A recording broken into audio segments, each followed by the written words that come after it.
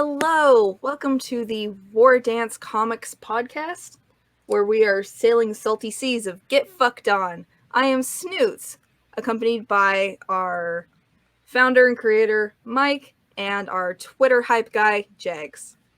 Hi, guys. It is the Black Flag Podcast, you fucking chump. Took the time to get this right, and we fucked it up. I know. I have one job to do. Hello. I forgot. I love that, like, that Mr. Movie phone fucking hello. And thank you for calling War Dance Comics. We could also do the guy from Seinfeld. Hello, and welcome to War Dance Comics. Yeah. Wasn't that, what was he talking about? He was talking about either a belly button or a vagina with that. Oh. You're talking about right. Seinfeld, right? Seinfeld. Yeah. Remember what that was? Nope. I never watched it. I just remember the hello reference. I just don't remember. I'm pretty sure it was either, I can't remember, it was either a belly button or a vagina.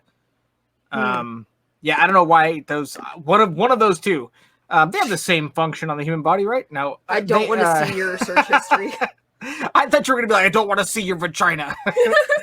Like, yes, you do. No. Listen, everything is a vagina if you're brave enough. Everything is. All right. Okay, so I butchered the intro. Moving on. We can also just cut that entire thing out. You can just do it again. Or we can keep it in because this is funny as fuck. It is pretty funny. Fuck it, we'll just keep it in this time. Yeah. All right. What are we talking about today with episode 2? Episode 2 already off to a great start. Well, you know what? Salty seas of Billy. Well, I'll tell you this. We broke 2K. We did break 2K. We did indeed. You know what that means too, though, right, Jags? Oh, what does that mean? We hit a stretch goal, isn't it? We hit that stretch goal. Yeah. You want to? Hey, you know what? Pull up his screen. You want to go down and read that there? Stretch goal there. Yeah. Yeah. So there we go. Look at that. That beautiful. That 2199. Beautiful. Love it. 37 backers, which committed backers, because that's a lot of money divided between 37 backers. Let's see.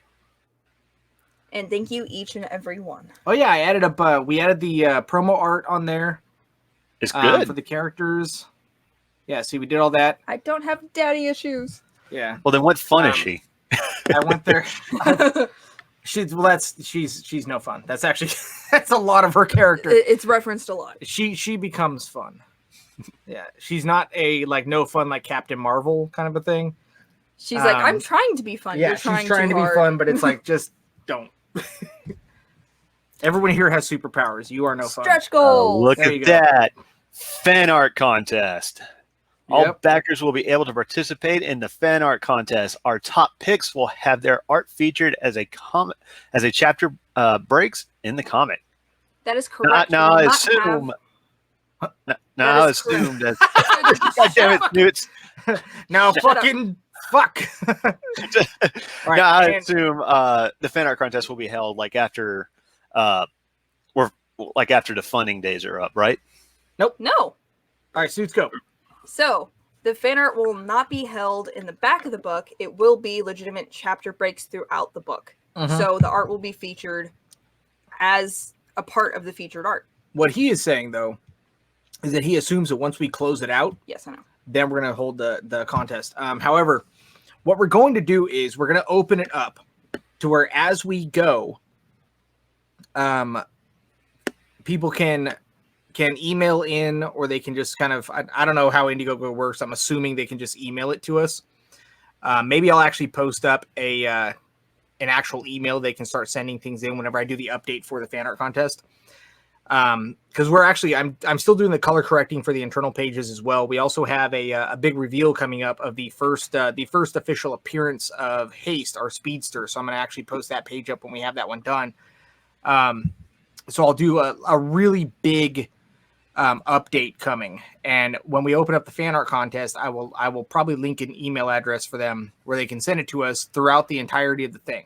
So it gives everyone has plenty of notice, and they can send it all into us, and then it will be either whichever ones we feel captures the spirit of the book the best, the spirit of the character, whichever one goes way far fucked up and we just go, wow, that's super fucked up. Someone needs to see this.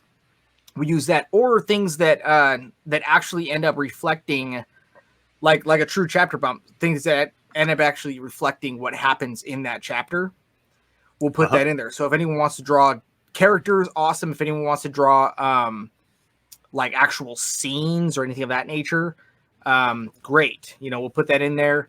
And the ones that we feel fit the best, and all the rest of them will still be at least shown and featured in the back of the book, and it'll probably be past the we're gonna have a special mentions section in the back of the book. This book's gonna be it's gonna have a lot of shit in it. We actually have the prologue, we have an epilogue story after the main story, and then we have, you know, the special thanks section, and then we're gonna have all this other shit, you know, as far as like the fan arts and whatnot. So regardless of what gets sent in, it'll still be in the book. The main thing is that you're going to want to, you know, the winners, essentially, quote unquote, is going to have their shit actually featured as part of the main story and put in as a chapter break. So, unless it's just a penis, don't just draw a penis and send it in. I will. No. I'll put every penis in there. As a matter of fact, that's actually like, you know what? Spoiler alert, Jags. Thanks for spoiling the fun. Is that the biggest dicks? They get posted first. So if it's all dick, if you draw like a giant dick and it's like destroying the city, that's chapter 1. That's the first thing. It's going to be title page, and then you open it up, giant dick attacking the city, and then we'll have the heroes. We'll have the heroes fight the dick. No, we're not going to do that. They're already penis. Yeah. But anyway, it's like everybody who watches this, you will have time to be able to submit your fan art. Is our point? It's true. Enjoying that whiskey? Yeah. Yes, I am. What kind of whiskey? So, it's Bird Dog. You're a good man. That's my personal favorite. Actually, you know what? Bird Dog is my personal go-to. However, I need to find a place that sells. There's another whiskey. So if anyone listens to this and they want to send, you know, something other than hate mail, there's a whiskey floating around. It's a bourbon, and it is a what is it? A single malt bourbon or something like that, and it's called Engine 49, and it is 120 proof. And it is delicious. It's like weirdly sweet almost. So what I'm hearing is we need to make a P.O. box for... We need a P.O. box. Gifts. So, yes. So people can send me whiskey. Yeah. I'm down with that. You know, I actually live within tier. driving distance of Kentucky's to where I can actually go into Bourbon County proper and get some good bourbon. The real shit. I almost want to make that a tier. You think we should do that? Like... Send us whiskey or buy us whiskey? Yeah, buy us whiskey and make it like a... The next tier, send Jags on a bourbon run. Yeah. And you know what? When I go out there, I'll be able to Jags pass the whiskey. Jack Daniels facility too. That's just right across the border. Oh, yeah. Yeah. Me He's and my down dad there. almost went the other day. Jags is down there where, in case you all can't tell from his accent and blatant bigotry, he's down there in Alabama. Where the whiskey comes from. So anywho, all right. What else on the? On Are we talking Avatar? Well, let's go over what we got so far with that. With the that's another link I need to pull up. But you know, I wanted to get the fact that our comic is doing gangbusters. You know, relatively speaking, for relatively new unknowns and everything like that. You know, 2,000. But you know who isn't doing well in comics? Who is not doing well in comics? That would be DC. DC is not doing well. Oh, DC yeah, you know got what? their shit pushed in. Hey, fucking, did you read that thing that Bounty in the Comics showed that Jim Lee just came out and was like, you know what? We just had to shut down 25% of our everything. We laid off about 600 people or something like that. So you know what? Going forward, we are going to make sure that diversity and inclusivity is our top priority. You know what I got from that? He said like 20-25% wasn't selling and everything like that. You know it was the SJW books that weren't selling for shit. Oh yeah. You know that was the ones, and they already cut their books by half, wasn't it? Like what was it? It was they were doing like 80 or 90, and then they cut it down to under 50, I think. Jesus God. And so they just now got rid of another 20-25% of them. So what was that now? They're just barely above 30. Yeah, my math is right. Jim Lee, you know what fucking sucks too? Jim Lee is fucking amazing. Jim Lee is part of the reason that I got into comics. He's an original Image man too. And I know. He's a founding member of Image.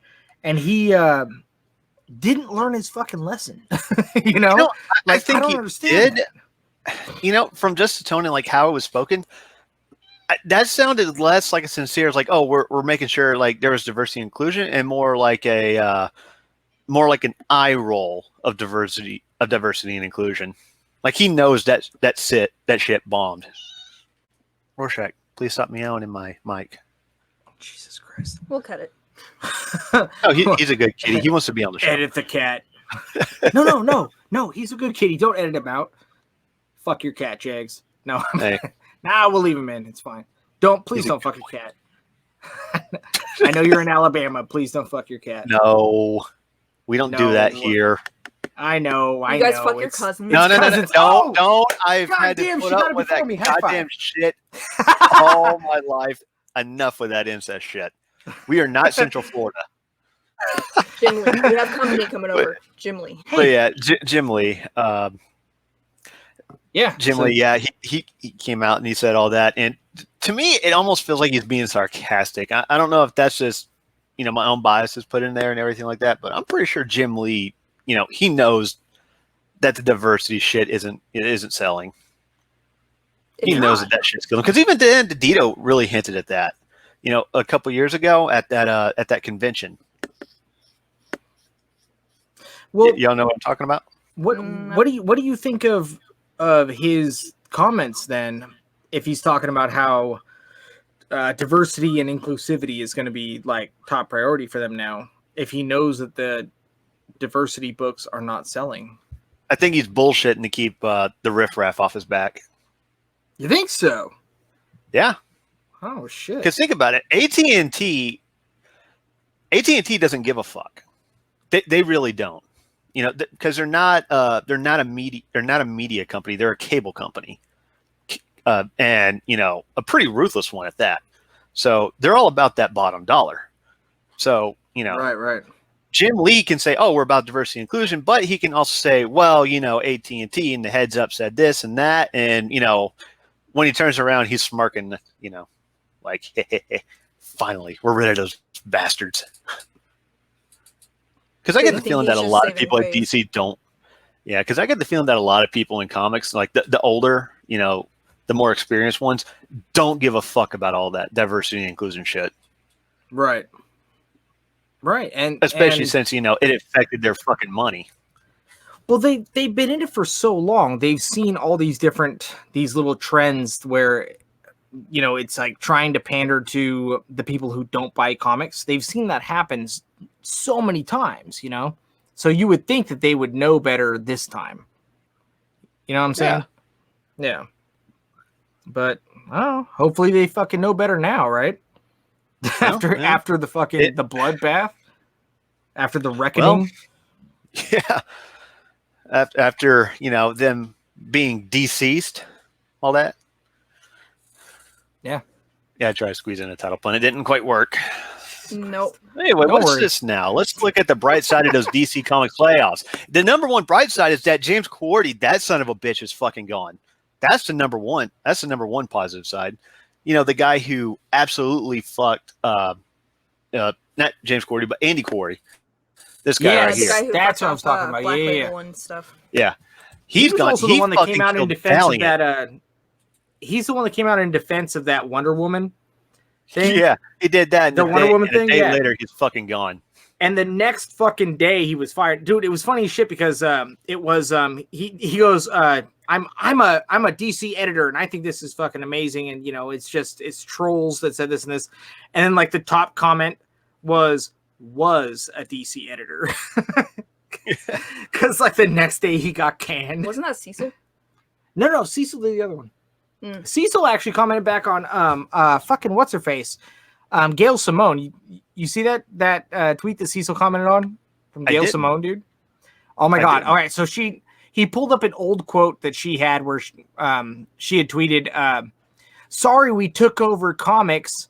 And it's like asterisk, not sorry. And then he comments asterisk, actually sorry.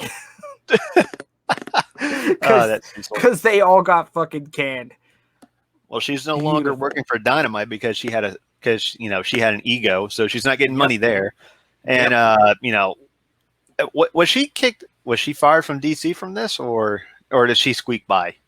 I think Gail Simone left DC before they could fire her. It was over. It seemed like one of those work as an independent contractor at this point. It seemed like one of those things where she knew she was going to get canned for her bullshit. And because she was just vicious. She was a vicious cunt, man, like towards the end. And then she left. And then she went over to whatever the fuck that other company was. And they hired her. Line Forge, the one that fucking died. Yes. It failed to take and off. She immediately fucking tanked that fucking company. Yeah. Yeah, that shit blew up on the pad. It was like fucking Discovery. Yeah, well, that was a dark reference. Discovery actually made it into the air. No, Challenger. You're talking about what? Right? No, Challenger was the one. Was it Challenger? No, Discovery is the one that blew up. It was Columbia that broke up when it came in. No, Challenger blew up in the air. I thought Apollo blew up in the air. No, Apollo was the one that Apollo lit on fire because they put too much. There was like 8 Apollos, but there wasn't an Apollo that caught on fire because they filled it up with too much oxygen. Yeah. And more importantly, the one Apollo made it. Allegedly. Listen, Buzz Aldrin is an American hero, and so is Neil Armstrong. Do not besmirch them. I'm not besmirching anything.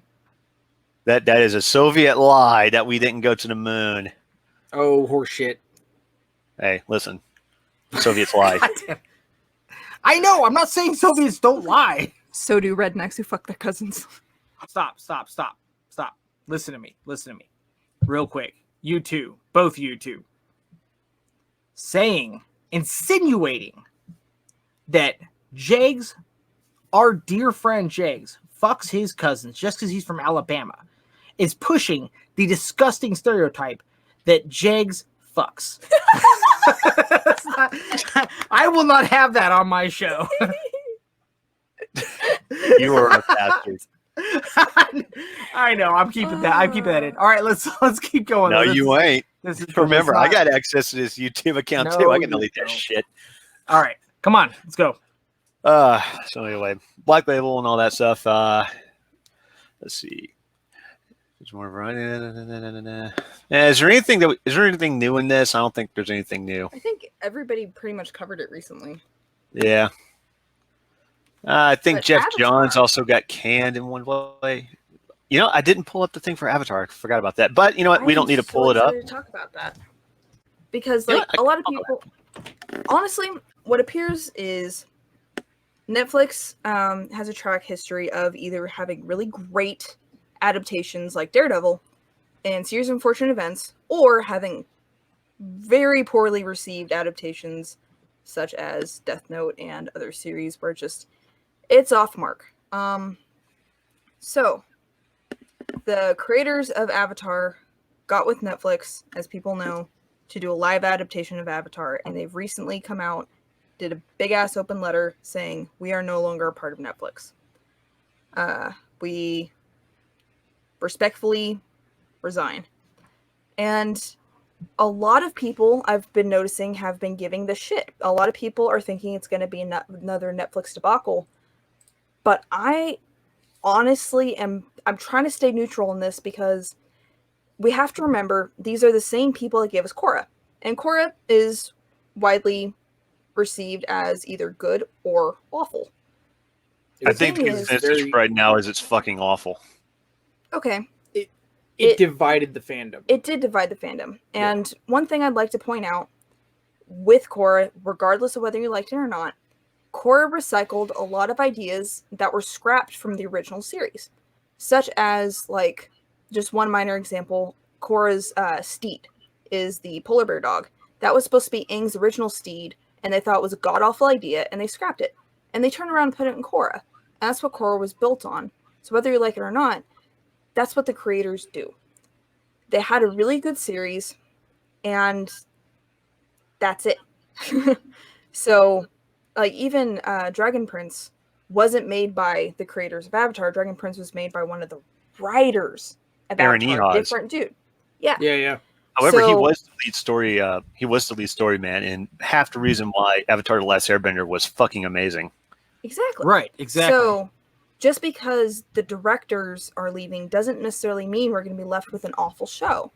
There's still potential for Netflix to turn around and put people who are capable and who respect the heart of it on this series. Like, Mike will rant on Daredevil about the fight scenes and how they pay homages to culturally important movies from Japan and stuff, and they'll put those fight scenes in Daredevil, respecting the heritage of, like, the ninja and stuff, or whatever fight scene it's. We were talking about Old Boy in fucking Old Boy, season 1, episode 3. Was it? I believe so. I believe it was actually episode 2. It was an early episode 2. Yeah, but, like, that was every once in a while we'll be watching Korean. Daredevil, and he'd pause it and just be like, "So this is referencing this fight scene." And you can tell there was heart put into that series. There's so many little Easter eggs for shit like that in that. Just because the original creators left doesn't mean that Netflix won't have the heart of Avatar. And they may turn around and completely butcher it. I understand what the fandom is going through. We've been burned too many times with this series. But we have to understand that just because these assholes left doesn't mean it's going to be awful. Well, you know why they left, right? Because they refused to add white people to the show, which I think is extremely racist. Well, see, here's how I see it. I think both sides are completely terrible and wrong in the situation. Netflix is wrong. Oh, no, wait. Brian and Mike are wrong because they wanted to discriminate and not have white people in the show. Netflix is wrong because they wanted to have white people in the show. Let me explain. Wrong, okay. Let me explain. Because Avatar: The Last Airbender is set in a universe where everyone is Asian. And specifically, you can almost narrow it down to the exact countries almost. Like, the Water Tribe is Inuit. The Earth Kingdom is like mainland China. The Fire Nation is Japan.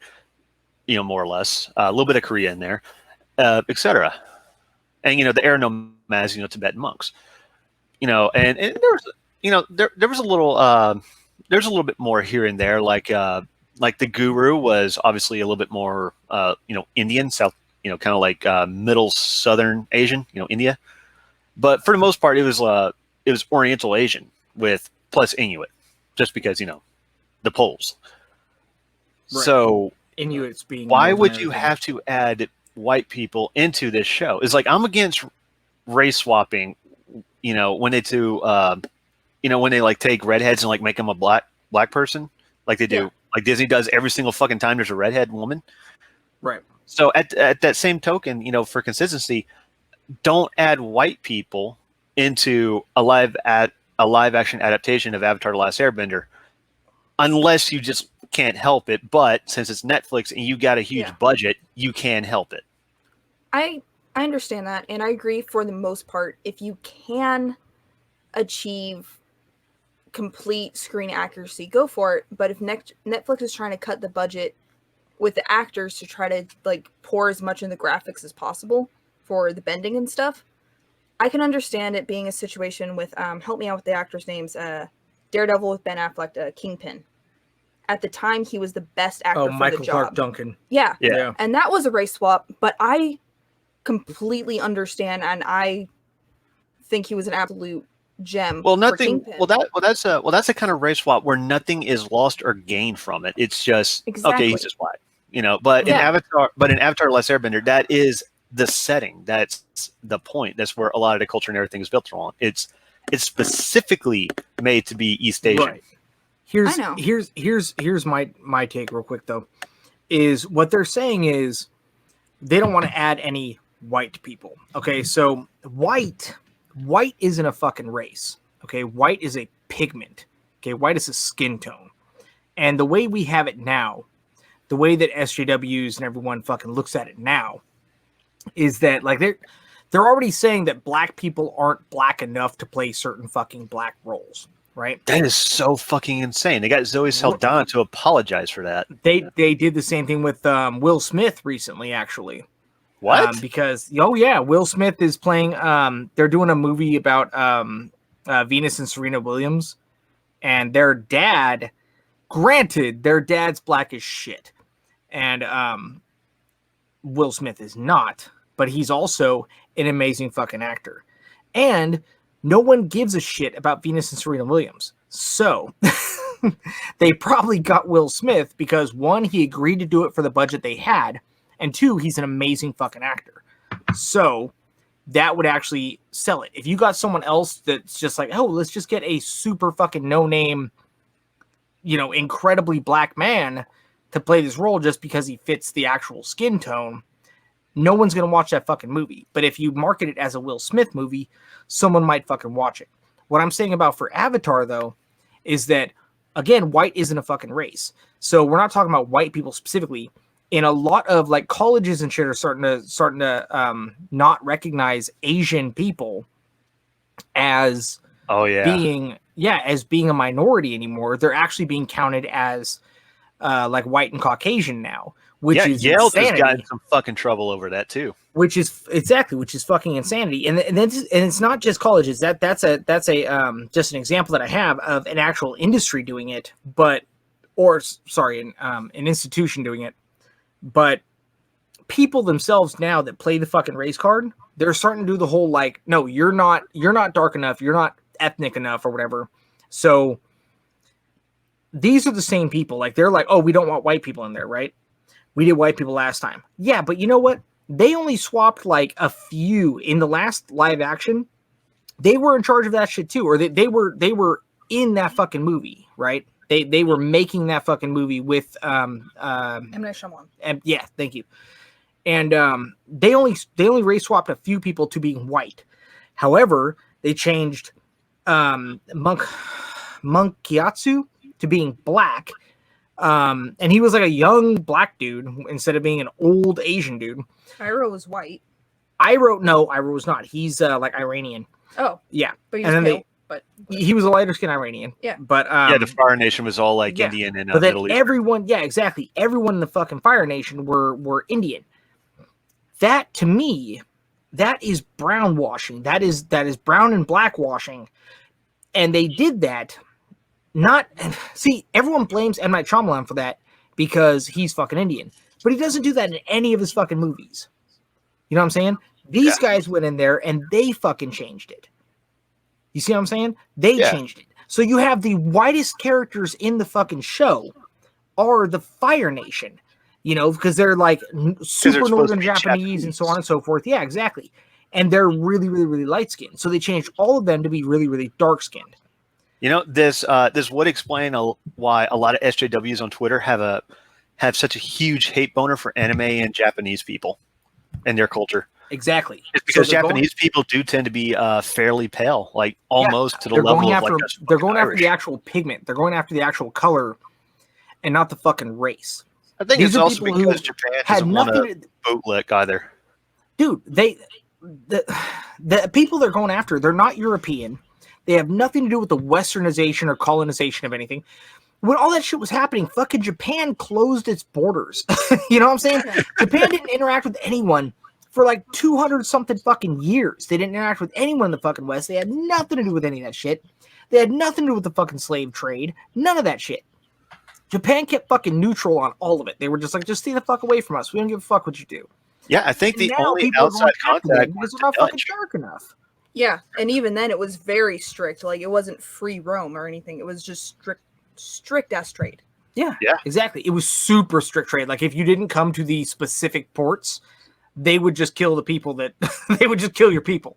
Like, nope, sorry, you docked at the wrong place, motherfucker. Like, and they did it terribly. There's a few books written about that too, where they was just straight up, well, sorry, you were on the wrong boat, dude. Get in this boiling vat of shit and die.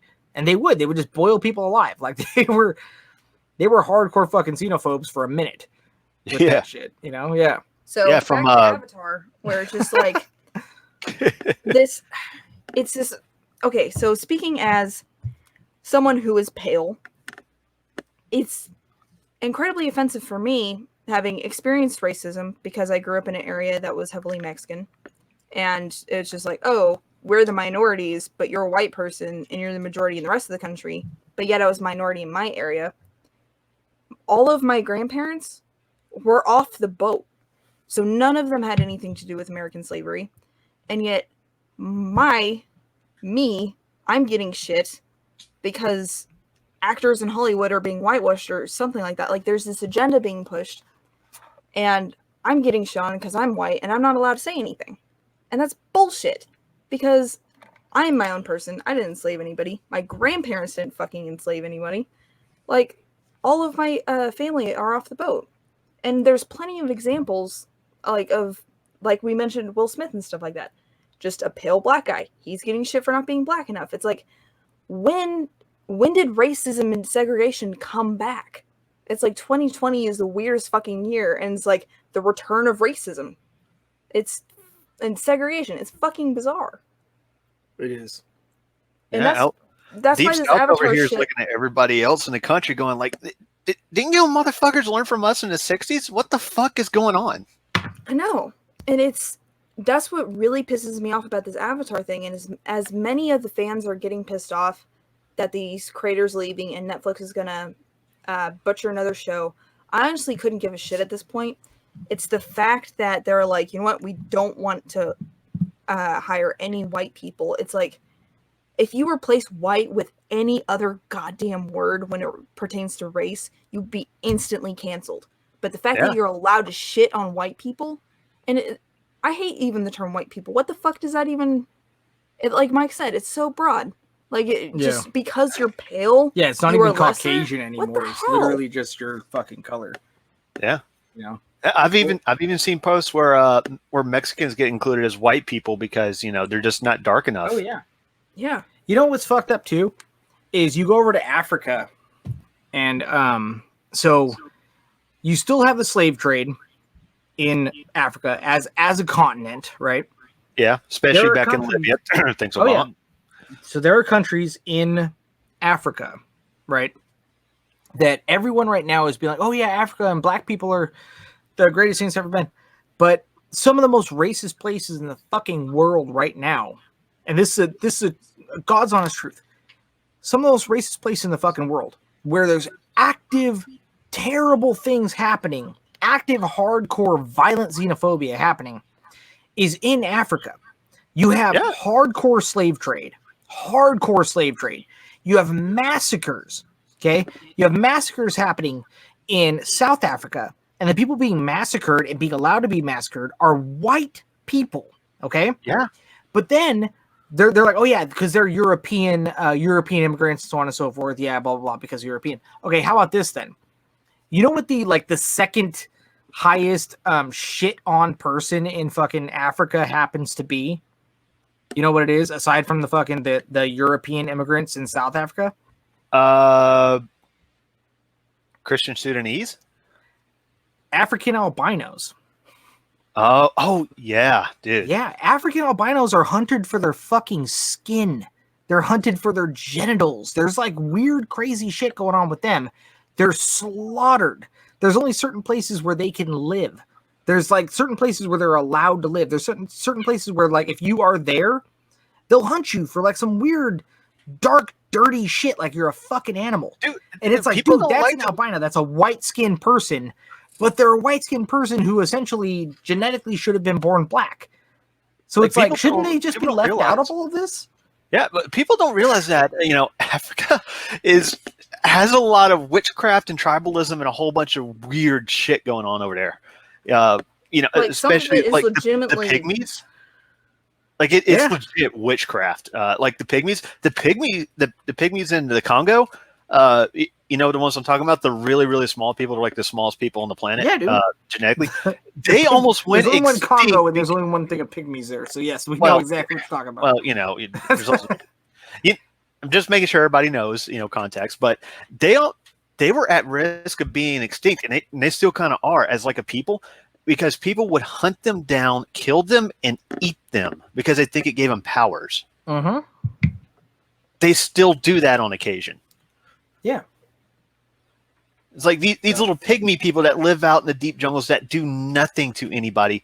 And there'd be like war parties that go in, like slaughter entire villages of them and just mutilate them and start eating their flesh. Right. So people with guns that use trucks and stuff. So people who know the outside world and have technology, they still do that shit. So point being, there's a lot harder racism that happens right now. There's a lot harder xenophobia that happens right now. And my point with the albinos, like the two highest people that are discriminated against the hardest in Africa specifically, the place that is being praised so much for their people and all this kind of shit, is white people and albinos. Their own just like, oh wow, you should have been one of us, but you were born with their color. Yeah, and God forbid you're a white farmer. It's fucking disgusting, man. Exactly. So this bullshit about white people being entitled and white people just having this, what is it? Privilege? Yes, thank you. White privilege, and white people can't experience racism. Bull fucking shit. Can't experience racism, and Yale just got busted by a DOJ for discriminating against white people and Asians. Thousands of people got rejected and, refused to have, actual potential futures robbed from them because, it wasn't progressive. Yeah, that was the exact shit I was talking about too. Yale fucking, a bunch of other colleges did that. And I'm glad.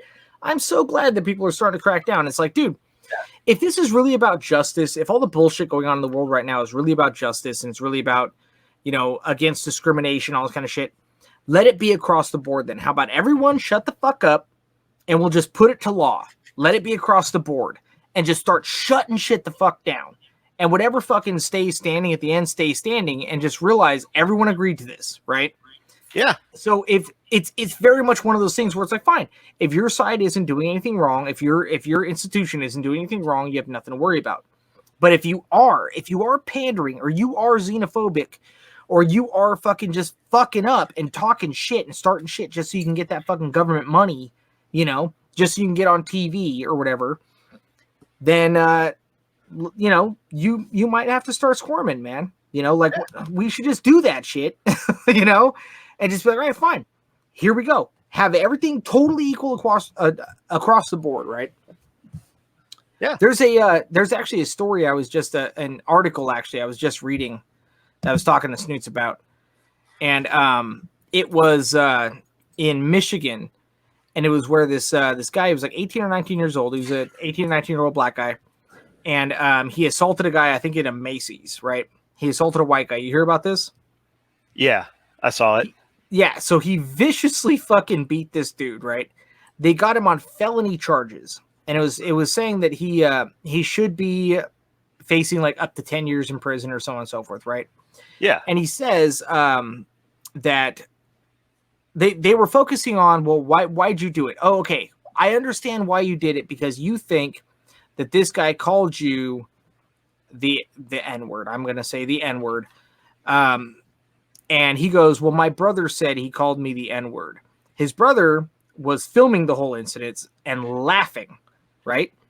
Yeah. So imagine just the scenario of you're walking through and he goes, hey, this guy called you the N-word, and immediately starts filming. You go over there and beat the crap out of an innocent ass fucking person, right? Now, if it was the other way around, if you had a middle-aged black guy just working at Macy's and some 18 or 19-year-old just fucking punk just walks through this brother and is like, hey, that guy called you a cracker. And you went over there and just beat the fuck out of this guy up to the point of being felony charges. There would be the fucking riots that we have right now. There would be all that shit would just ignite all over again. You know, I'm sure the UK would have some stupid shit to say and everyone blame it on fucking Trump and all this kind of shit, right? Yeah, and just like those fucking riots in Chicago. You don't even, it's like at this point, you don't even have to actually commit a crime against somebody. It's like you can be self-defense and there'd be fucking riots. Like Chicago just recently had their own bout of riots because a black guy shot at cops. The cops shot back. The black guy lived and got to the hospital. He's not at risk of dying. He's going to face charges, and they're rioting over that. They think that's abuse? No, he fucking shot a gun at people. So what I'm saying though is, by letter of the law, in this instance in Michigan, it was a hate crime, right? Yeah. And if that were a white kid doing that to a black man, he would absolutely just have the entire wrath of the system would have been thrown at him. And you know what? Fucking rightfully so, you know? Yeah. Rightfully so. Because it isn't about fucking race. It's about just being an asshole. It's about just going, hey, this guy said some shit. And you can either go, huh, what a fucking asshole. And then you just keep going. Dude, I am of that generation where we used to go, like, I used to walk around with my brother just in the mall and just talk a bunch of shit. And, hey, this guy said some shit. Hey, you know what? Hey, fuck you, guy. And then we just keep going. You know, or we get ran out of the fucking mall. We get banned for the 1,000th fucking time. You know? And we go across the street to the dirt mall and we go start shit in the bowling alley. You know? Shit like that. Yeah. But, like, fucking, it's, you can fucking let it go. Or you can just be like, I'm an entitled fuck. Like, dude, if there was truly equality in law, these people would think twice. They wouldn't believe. Like, they attack people like this. They attack people viciously because they truly believe the system.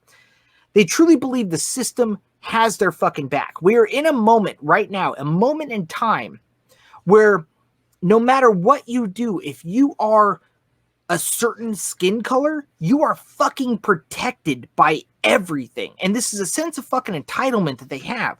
So this guy went over there and attacked this man, and the man's like afraid. You can see he's like, I don't know, I'm sorry, I don't know, I'm sorry. He keeps saying I'm sorry, and he tries to protect himself. He just gets the fucking shit beat out of him. Well, the dude's brother films it, right? Yeah. So now they're saying there's an act. It's the what is it? The fucking something, the youth something trainee act or whatever. Yeah. And they're trying to do that to where now instead of felony fucking charges, and they go, well, you know what? We understand why he did it, because he thought, and this guy didn't call him a name. He thought the guy called him a name, and the dude even said, hey, you know what? My brother told me that that dude called me a name, right?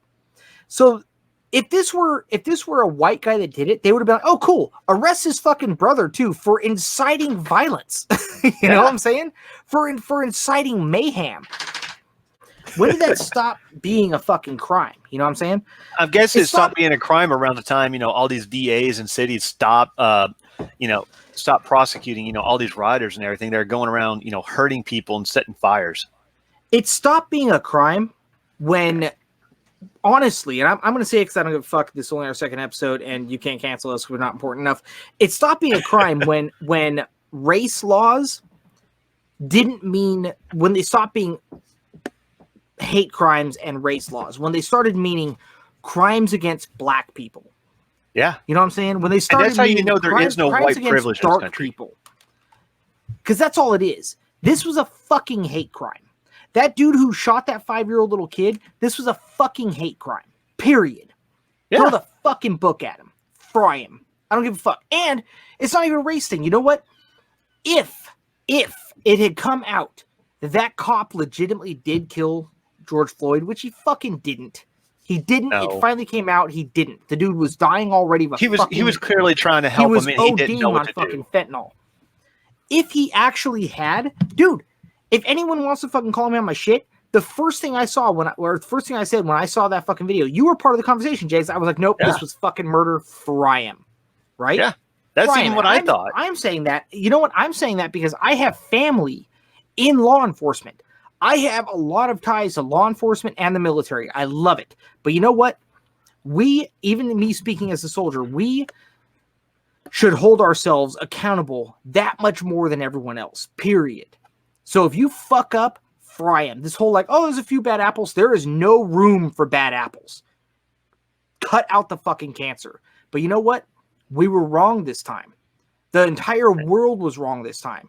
That dude did nothing fucking wrong. It maybe they could have been like, well, he could have called the ambulance a little earlier. They did. Well, they did like 3 times. Like, I know they called, but it's like maybe it was negligent because they just playing devil's advocate. But that's not fry this man. You know what I'm saying? The dude who fucking shot the neighbor kid, fry this motherfucker. The dude who fucking beat up the guy in the Macy's or whatever, don't fry him, obviously, because the guy's fine. But I mean, dude, that's a fucking hate crime, though. And here's where I say legitimately that is truly a fucking hate crime. Because if his brother said, hey, that guy just called you the N-word, and he turned around and it was an old black man, he would not have attacked the old black man. But it was an older white man. So he beat the fuck out of this guy. See what I'm saying? So it meant that it wasn't him raging out because of what he was called. It was him raging out because of the color of the man's skin. That makes it a fucking hate crime. Yeah. Does that make sense? I agree. And even if he did actually call him a name, that's no excuse to beat the fuck out of him. He didn't call it to your face. He didn't call it to your face, or to your girl's face while you're with her or anything like that. He did it behind your back. Whoop-de-fuck. People talk shit behind backs. Get over it. Yeah. He wasn't trying to pick a fight with you or anything like that, And didn't you just believe someone, secondhand doing it, and you want to assault somebody over that? Beat them while on camera? Yeah, the brother fucking filmed him and was laughing the whole time. Yeah, zero fucking leniency. Dude, once it started going way too far, the brother didn't go oh, dude, hey, fucking stop, man. It's not even I thought maybe you go over there and fucking smack him or it'd be a funny little video or you go kick him in the nuts or something like that. But, you almost killed a man. So maybe we should stop. He didn't say it. And then you go, oh, shit. And you dust him off and fucking buy him a beer or something, But we're done with those times now. Those times aren't even a thing anymore. I've gotten in, and I'll say this right now. I'm a very mellow man now, but when I was younger and when I was in the military, we used to get in severe fights, bar fights and shit. And a lot of them would actually end with us making some of the best friends we've ever had. We would wind up damn, that was a lot tougher than I thought it was going to be. I really I had you pegged for a punk, man. You have a clean fucking a clean left hook, man. I didn't see that coming. Let me buy you a fucking beer. What are you drinking? And then we would go to a different bar because obviously we would be banned from that bar for life. We go to a different one and we get fucking hammered. We'd exchange numbers and shit. Gone are those days where you can just kind of duke it out for a second. I truly believe that we should instill a law of mutual combat. You know what I'm saying? Mm-hmm. Instill a law of mutual combat to just go, hey, you know what? Did you call me the N-word? No. Well, you want to fucking fight about it? No. And then it's severely illegal if you do still do it. But if he goes, you know what? Yeah, motherfucker. And then the white dude ends up beating the fuck out of the other guy. And it's well, sorry. We all saw it. You have at least 2 witnesses. They all agreed they were going to fucking go outside, go out to the parking lot and just kick the shit out of each other. Because you know what? I think people would actually start, aside from open carry, which I thoroughly believe in, that it should just be constitutional carry in every state. But I thoroughly believe we should have legit mutual combat where you just go, okay, fine. Go outside and just go, okay, shake hands. Everyone sees it. And you just fucking whoop the shit out of each other for a second. Because afterward, you'd be like, that was pretty cool, Yeah. Or you just go, damn, that guy called me what? I don't know, bro. He's pretty big, he's a buff Asian. You don't ever, that's rule number 1. You don't ever start shit with a buff Asian, Rule number 2 is you don't fight a Samoan of any size. Yeah. You know what I'm saying? So it would bring that shit back. But now, because it's all oh my God, you can't do anything ever unless you're super dark. Like those rides at the fair where it's you have to be at least this tall. Now it's you have to be at least this dark to have the law on your side. You know what I'm saying? And It's if I fucking may, disgusting. What's up? like you're saying, like back when you were doing fights and stuff like that, it went this way. When I was in my one fight, and I probably lose all credibility in saying this, the one fight, it was modern day. So we have, like the situation I posed earlier, I'm in a heavily Mexican neighborhood, being in Texas, and then being like the only white kid in a few of my classes. But the rest of the nation, Mexicans are minority. So everybody is regurgitating this rhetoric of, oh, you're this entitled little white kid, and we're minorities, and it's like, you're the majority. What the fuck are you talking about? The one fight I get in, I was talking to my friend, and I called her a white skin because she's a very, very, very pale Mexican. It was a joke between the two of us. It was between the two of us. This one other bitch who really hated me heard this conversation, was like, did you just call my friend a wetback? And I was like, no. I wouldn't be that fucking stupid. And then everyone in the class, except my friend, chose her side and was like, okay, we're going to beat the fuck out of you after class. Did the teacher call security? No. Although the entire rest of the class, she's like, your ass is mine. No one called security to escort me to the bus. None of that shit. Verbal threats the entire rest of the class. I was like, you know what? I am taught that I need to be a better person. I am not supposed to throw punches. In Texas, even if you do self-defense in school, you will still get a citation. Thank you, teen court, for getting everybody else out on that. Every single fucking state, and I hate it.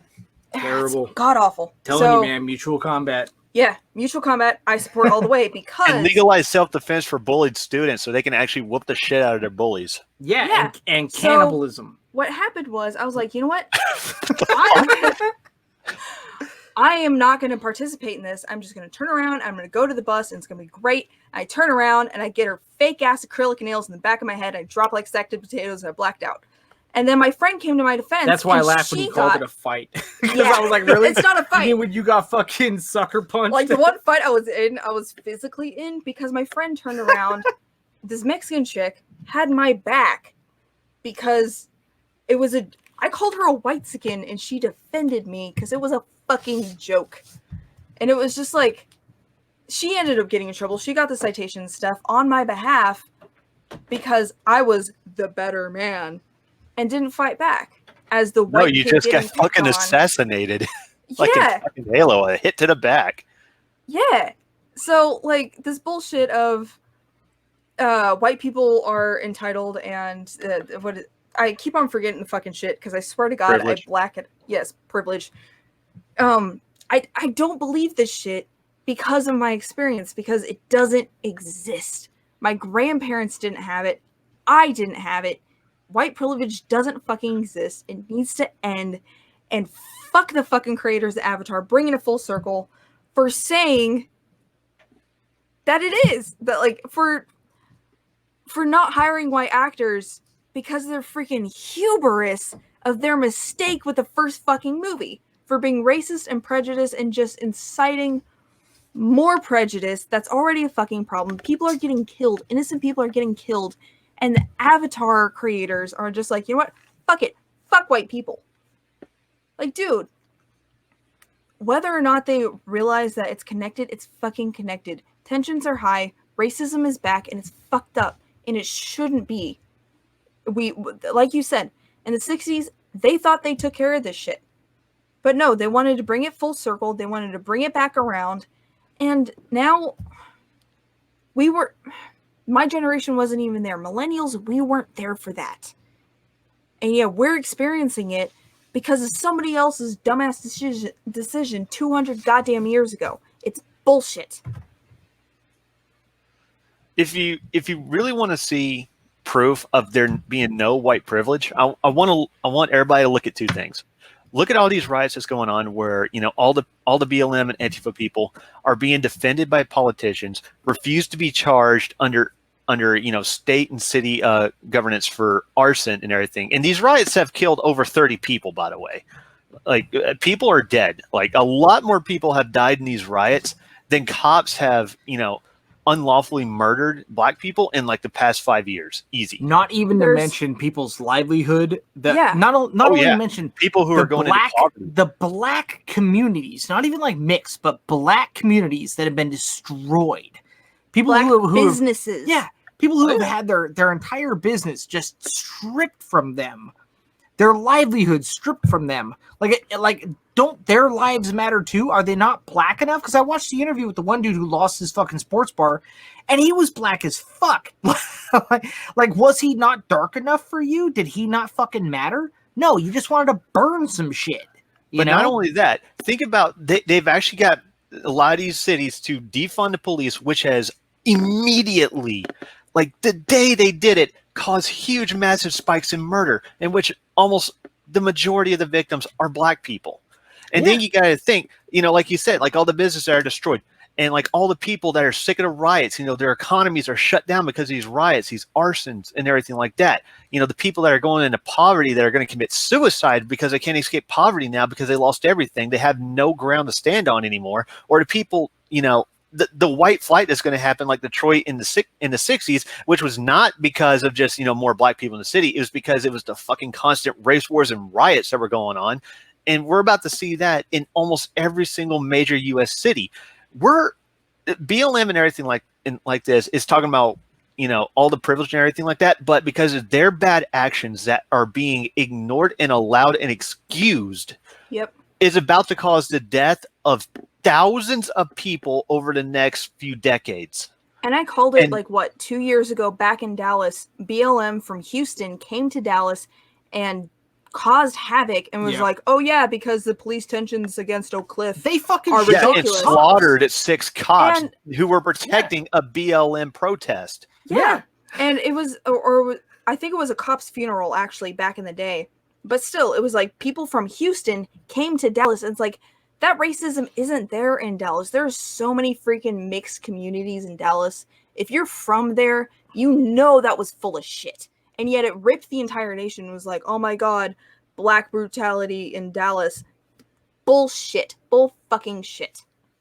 There's brutality in Dallas, abso-fucking-lutely. I've seen it firsthand. My sister's husband was beat up because he was brown. That's a whole nother story.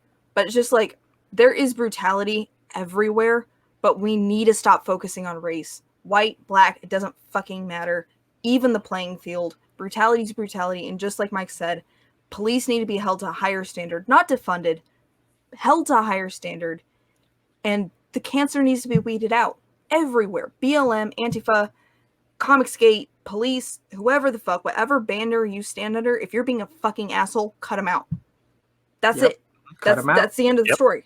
Cut out the assholes, But the second statistic I want everybody to look at, to show that there's no white privilege, consider like all the media and everything like that rags on white men and everything like that. White men especially. White women get it too, but white men especially. We're not allowed to be masculine men. We're not allowed to be white and not feel guilty over it. So I want everybody to go and look at demographics and suicide.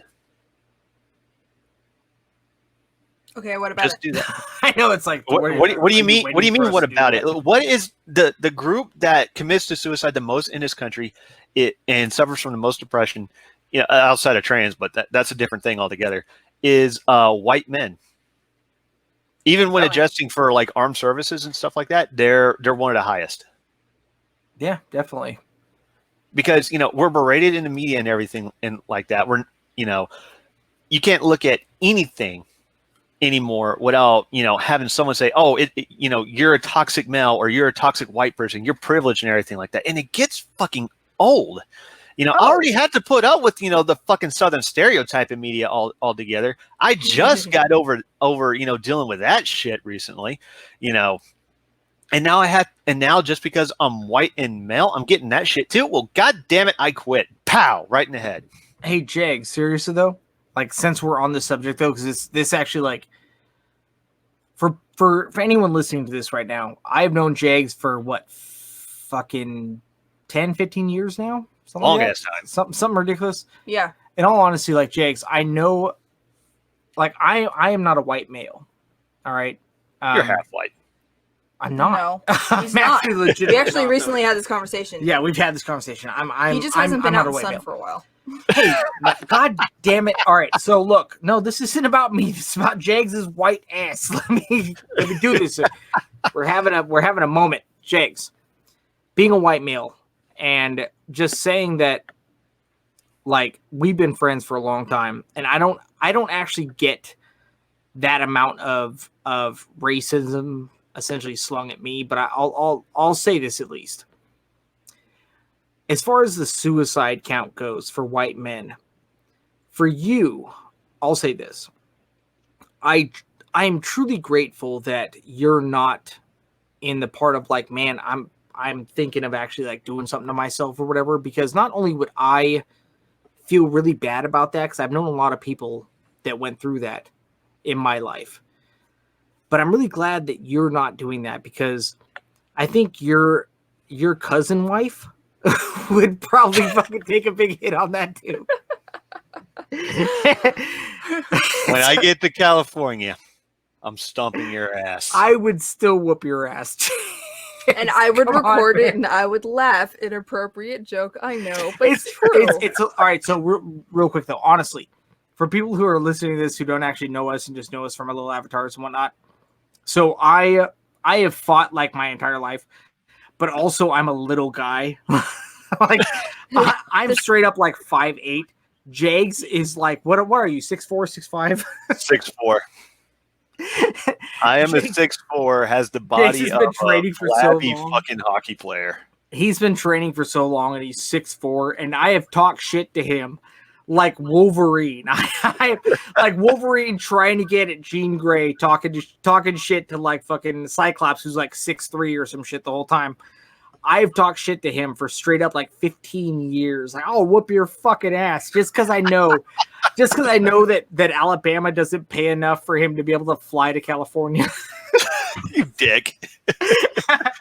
So it's like, yeah, I can box like a motherfucker, but it's one thing to be 5'8" versus 6'4". You know what I'm saying? Like I can't jump that high anymore. My knees are bad. I got airborne knees now. Yeah. I'm 40. You know, my back's going out. I'll say this. I think I can take you in a ring match, but in a death match, I think you got me. In a death match, you would show up in like you. What kind of a ring match though? Wait, hold on. Hold on. All right, go ahead. Go ahead. So in a death match, you have to remember, Jags would probably show up, you know, in whatever garb to feel like the most protected, and he'd show up and there'd just be Mike smiling, oiled up, butt ass naked, and just be like, "Come at me." That is actually one more thing for anyone who's just listening to it. If anyone wants to go, my number one rule: butt naked, oiled up. We wrap our hands, dip it in bone shards. We go at it like that, man. You got the fucking Greek style, man. We're going at it fucking Spartan style, dude. That's it. So like all these punks on the internet, they keep on harassing comic skaters and it's like, I'm gonna fight you. 9 times out of 10, if Mike sees it, he's just like, I'll pay him for the plane ticket. Matter of fact, actually, I'm down here, motherfucker. Okay, so real quick. Okay, so for our 2 listeners, and one of which is probably one of us, we're one of us and his wife. Jags can attest to the fact that when that other dude, when Steve something or whatever, or no, Rich, it was Rich something, right? The fucking guy who was like, come out here and do whatever. I was like, hey man, I got money. I'll fucking fly your ass out here. I have no dog in this fight. I don't give a fuck about either of you guys. I'll fly your ass out here. You do it, right? I said I was even willing to drive out there, and I meant it. And he backed out. But there was also, do you remember when the other guy backed out, not me backed out? Right. Yeah. Jags did not back out. You pussed out like a bitch. I actually for the record, when Rich said that shit, I actually messaged Jags because it was like I was there, but no one knew that I was with Jags.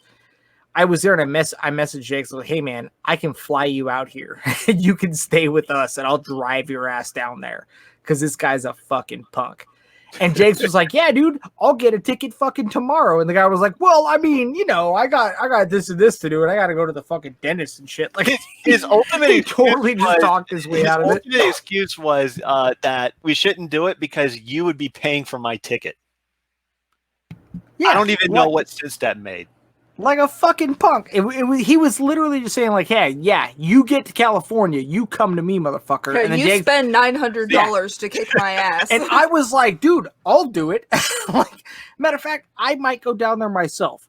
So, but Jags, do you remember when it was Ethan, when there was some dude in Southern California and he owned a shop and he straight up said that he was gonna like whoop Ethan's ass or some kind of crazy shit. Oh yeah, he also said like blow his face off with a shotgun too. Exactly. Yeah. And I was on the thread reading all this shit. And then when someone posted his the picture of him, I'm not sure. Jakes, try to find that for a second, like just real quick, just in case you can find the picture of him. He was in like this like deflated muscle suit with like boxing gloves on or some shit. And I was over here and I'm like, dude, so I'm a comic skater, but I'm not like, hey, you know, Ethan's God on earth or whatever. I'm just like, sunshine out of his asshole. Yeah, it's like, yeah, Ethan's a cool dude. He didn't do anything fucking wrong. So I got his back, right? If it was the other way around, I would have had the other guy's back because I'm taking more like a pirate stance to this whole comic skate thing. Like I'm not like I don't give a shit. It's just I'm anti-asshole. And I straight up told the guy, like, hey, you know what? I'll take that fucking bet. Like I'm actually in the state. I'll drive down there. If you actually want a fucking box, you know, I'll do it. And everyone was like, oh shit. And like no one actually acknowledged it for the most part. But everyone in the thread was like, holy shit. And I was like, yeah, dude, I'll fucking do it. And I was really willing to do that. And I'm like, again, I'm 40. My knees are bad. I fucking, I fucked my right knee up on a jump in the military. And my back's bad and whatnot. But like, I got at least one or two good strangulations left in me, you know? We'll get you one of those braces Batman had in The Dark Knight Rises. You'll be kicking ass in no time. I was really wanting to, I'm still fast. That's probably what I got on you, I think, at least, Jags, is I'm still really fast. Mike Wellman, was that his name? That was his name, yeah. Wellman. And then some war campaign guy actually went down there in a because it was right like the height of the COVID, the coof, right? Yeah. And someone went down there in like a hazmat suit and like taped a thing to his fucking door of his comic shop of like, this is the guy that you know, that runs this fucking shop. And it was like a screen cap of all his tweets and shit. Just showing just how much of a fucking disgusting neckbeard he is. What's up? Yeah. I found a picture of Mike Wellman. Do it. Share him. There you go. Open Use your mouse, new man. tab. There you go. All right. Let me try and zoom in on this for a better footage. All right. So that's EVS, you know, just, you know, being EVS on the right. But this is Mike Wellman right here. Allegedly is like from what I can get. Oh, no. You know? It's him. It's definitely him. Yeah. Do you believe anybody with this jawline right here will get into a fight and be successul? No. Yeah. No. And yeah, this is definitely old news as well. But it kind of makes me sad because at the time I really didn't have anything better to do. So I was really hoping, because he was in the thread. It wasn't like some other shit that was being said. He was talking shit at the time, and I was really hoping that he was going to say, like, yeah, man, fucking come down here and we'll fucking see what's up.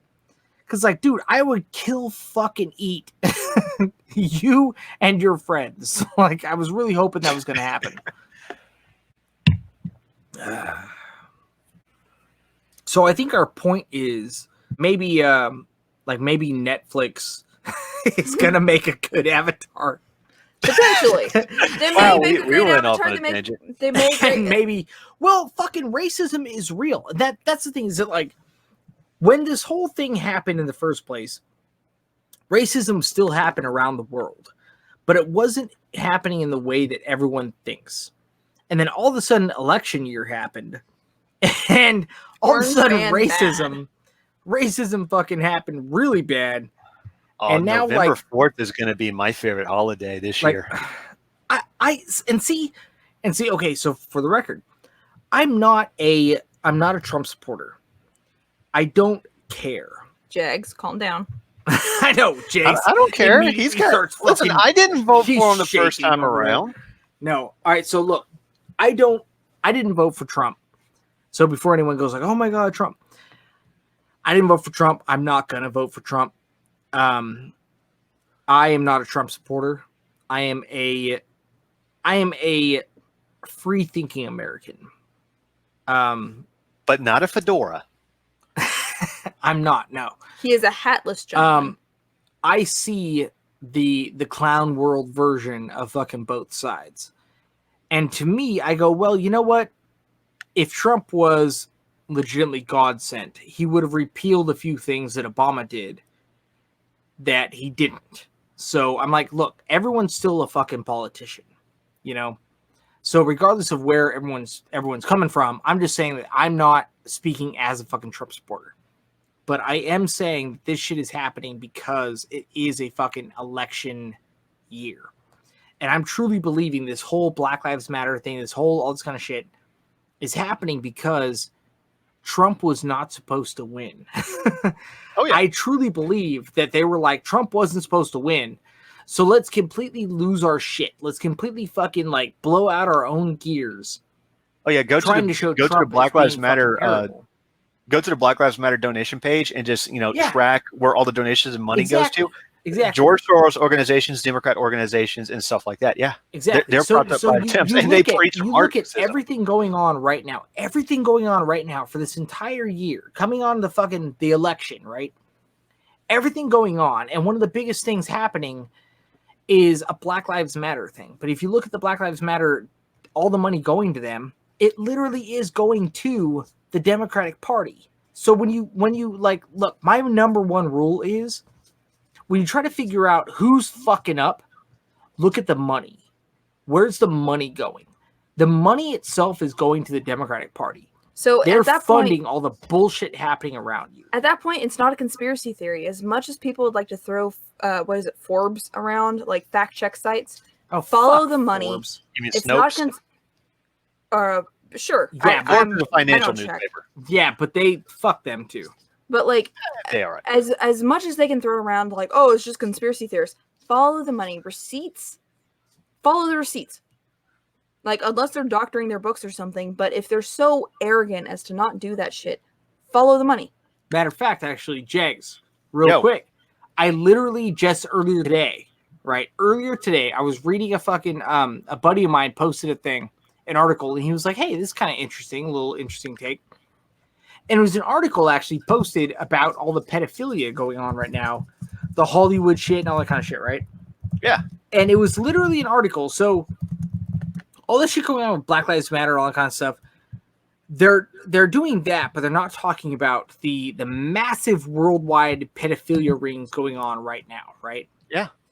And there's finally a mainstream news article that is being posted, right? And the article itself actually says, hey, man, so there's this big uptick in everyone talking about fucking pedophilia and a worldwide pedophilia ring. But that also has a tie to QAnon and conspiracy theorists and right-leaning, alt-right, Trump-supporting conspiracy theorists talking about pedophilia and whatnot. And it's like, really? That's why the whole world, like, really, you finally fucking post a mainstream news article, and what you're saying is that everyone's talking about pedophilia rings right now because the alt-right is talking about it. So it's a conspiracy theory that there's a worldwide conspiracy or a worldwide pedo ring that's being exposed right now. Not the fact that, Epstein fucking supposedly hung himself or whatever, when that was totally disproven and no one is fucking investigating that. When his girlfriend, whose fucking dad was a spy, who, like, all this shit, the drone footage, all the fucking, the disgusting fucking drone footage of the fucking Epstein Island, where it shows that the door on the fucking Epstein compound just locks, looking at that island, it feels fucking creepy. the drone footage shows that the door itself is barricaded from the outside, that there's nothing but dirty mattresses on the inside, that there's some kind of weird tunnel or some kind of an entrance that goes underneath the fucking island. There's another island on the other side that's owned by his girlfriend that has a fucking submarine port. Like weird shit. Yeah. So there's a picture that came out. There's a video that came out that had Obama and someone else actually on a boat and some like little Asian girl. Clooney.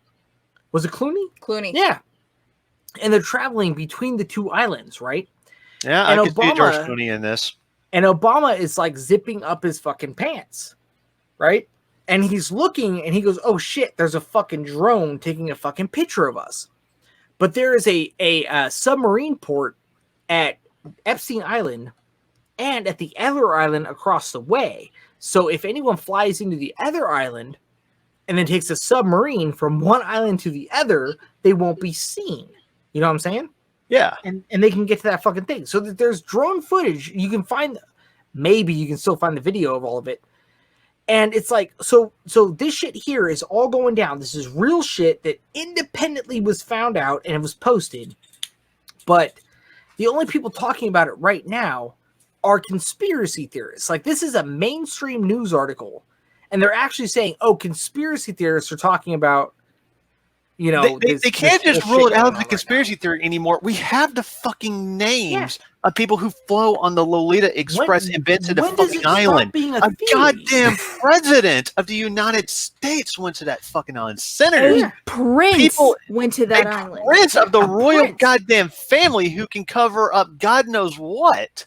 So when does it stop being? Hey, you know what? As a matter of fact, speaking of a prince, do you remember the fucking news article where there was a naked man that fell from a fucking window in Buckingham Palace, and he was like calling for help and shit, and he fell from a window, and everyone filmed it and laughed because, oh look, there's some royal and they got fucking drunk or whatever, and it was just some dude who wasn't royal, like he escaped Buckingham Palace. Do you remember that shit?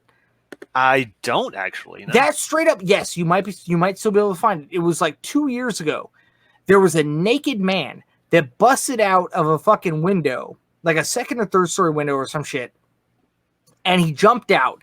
And there was a bunch of tourists and shit outside the gate. And they filmed it. So like 5 or 6 people have like video evidence of this dude falling out of a fucking window in Buckingham Palace. And calling for help and shit. And everyone filmed it and laughed. Just thinking, oh, it's the royals. They're just being crazy. But he wasn't a member of the royal family. He was an unnamed fucking dude. And then do we have a fucking Countess Bathory thing going on with the royal family? Like, nobody talked about it. After that, they were like, oh, yeah, it's just some shit and whatever.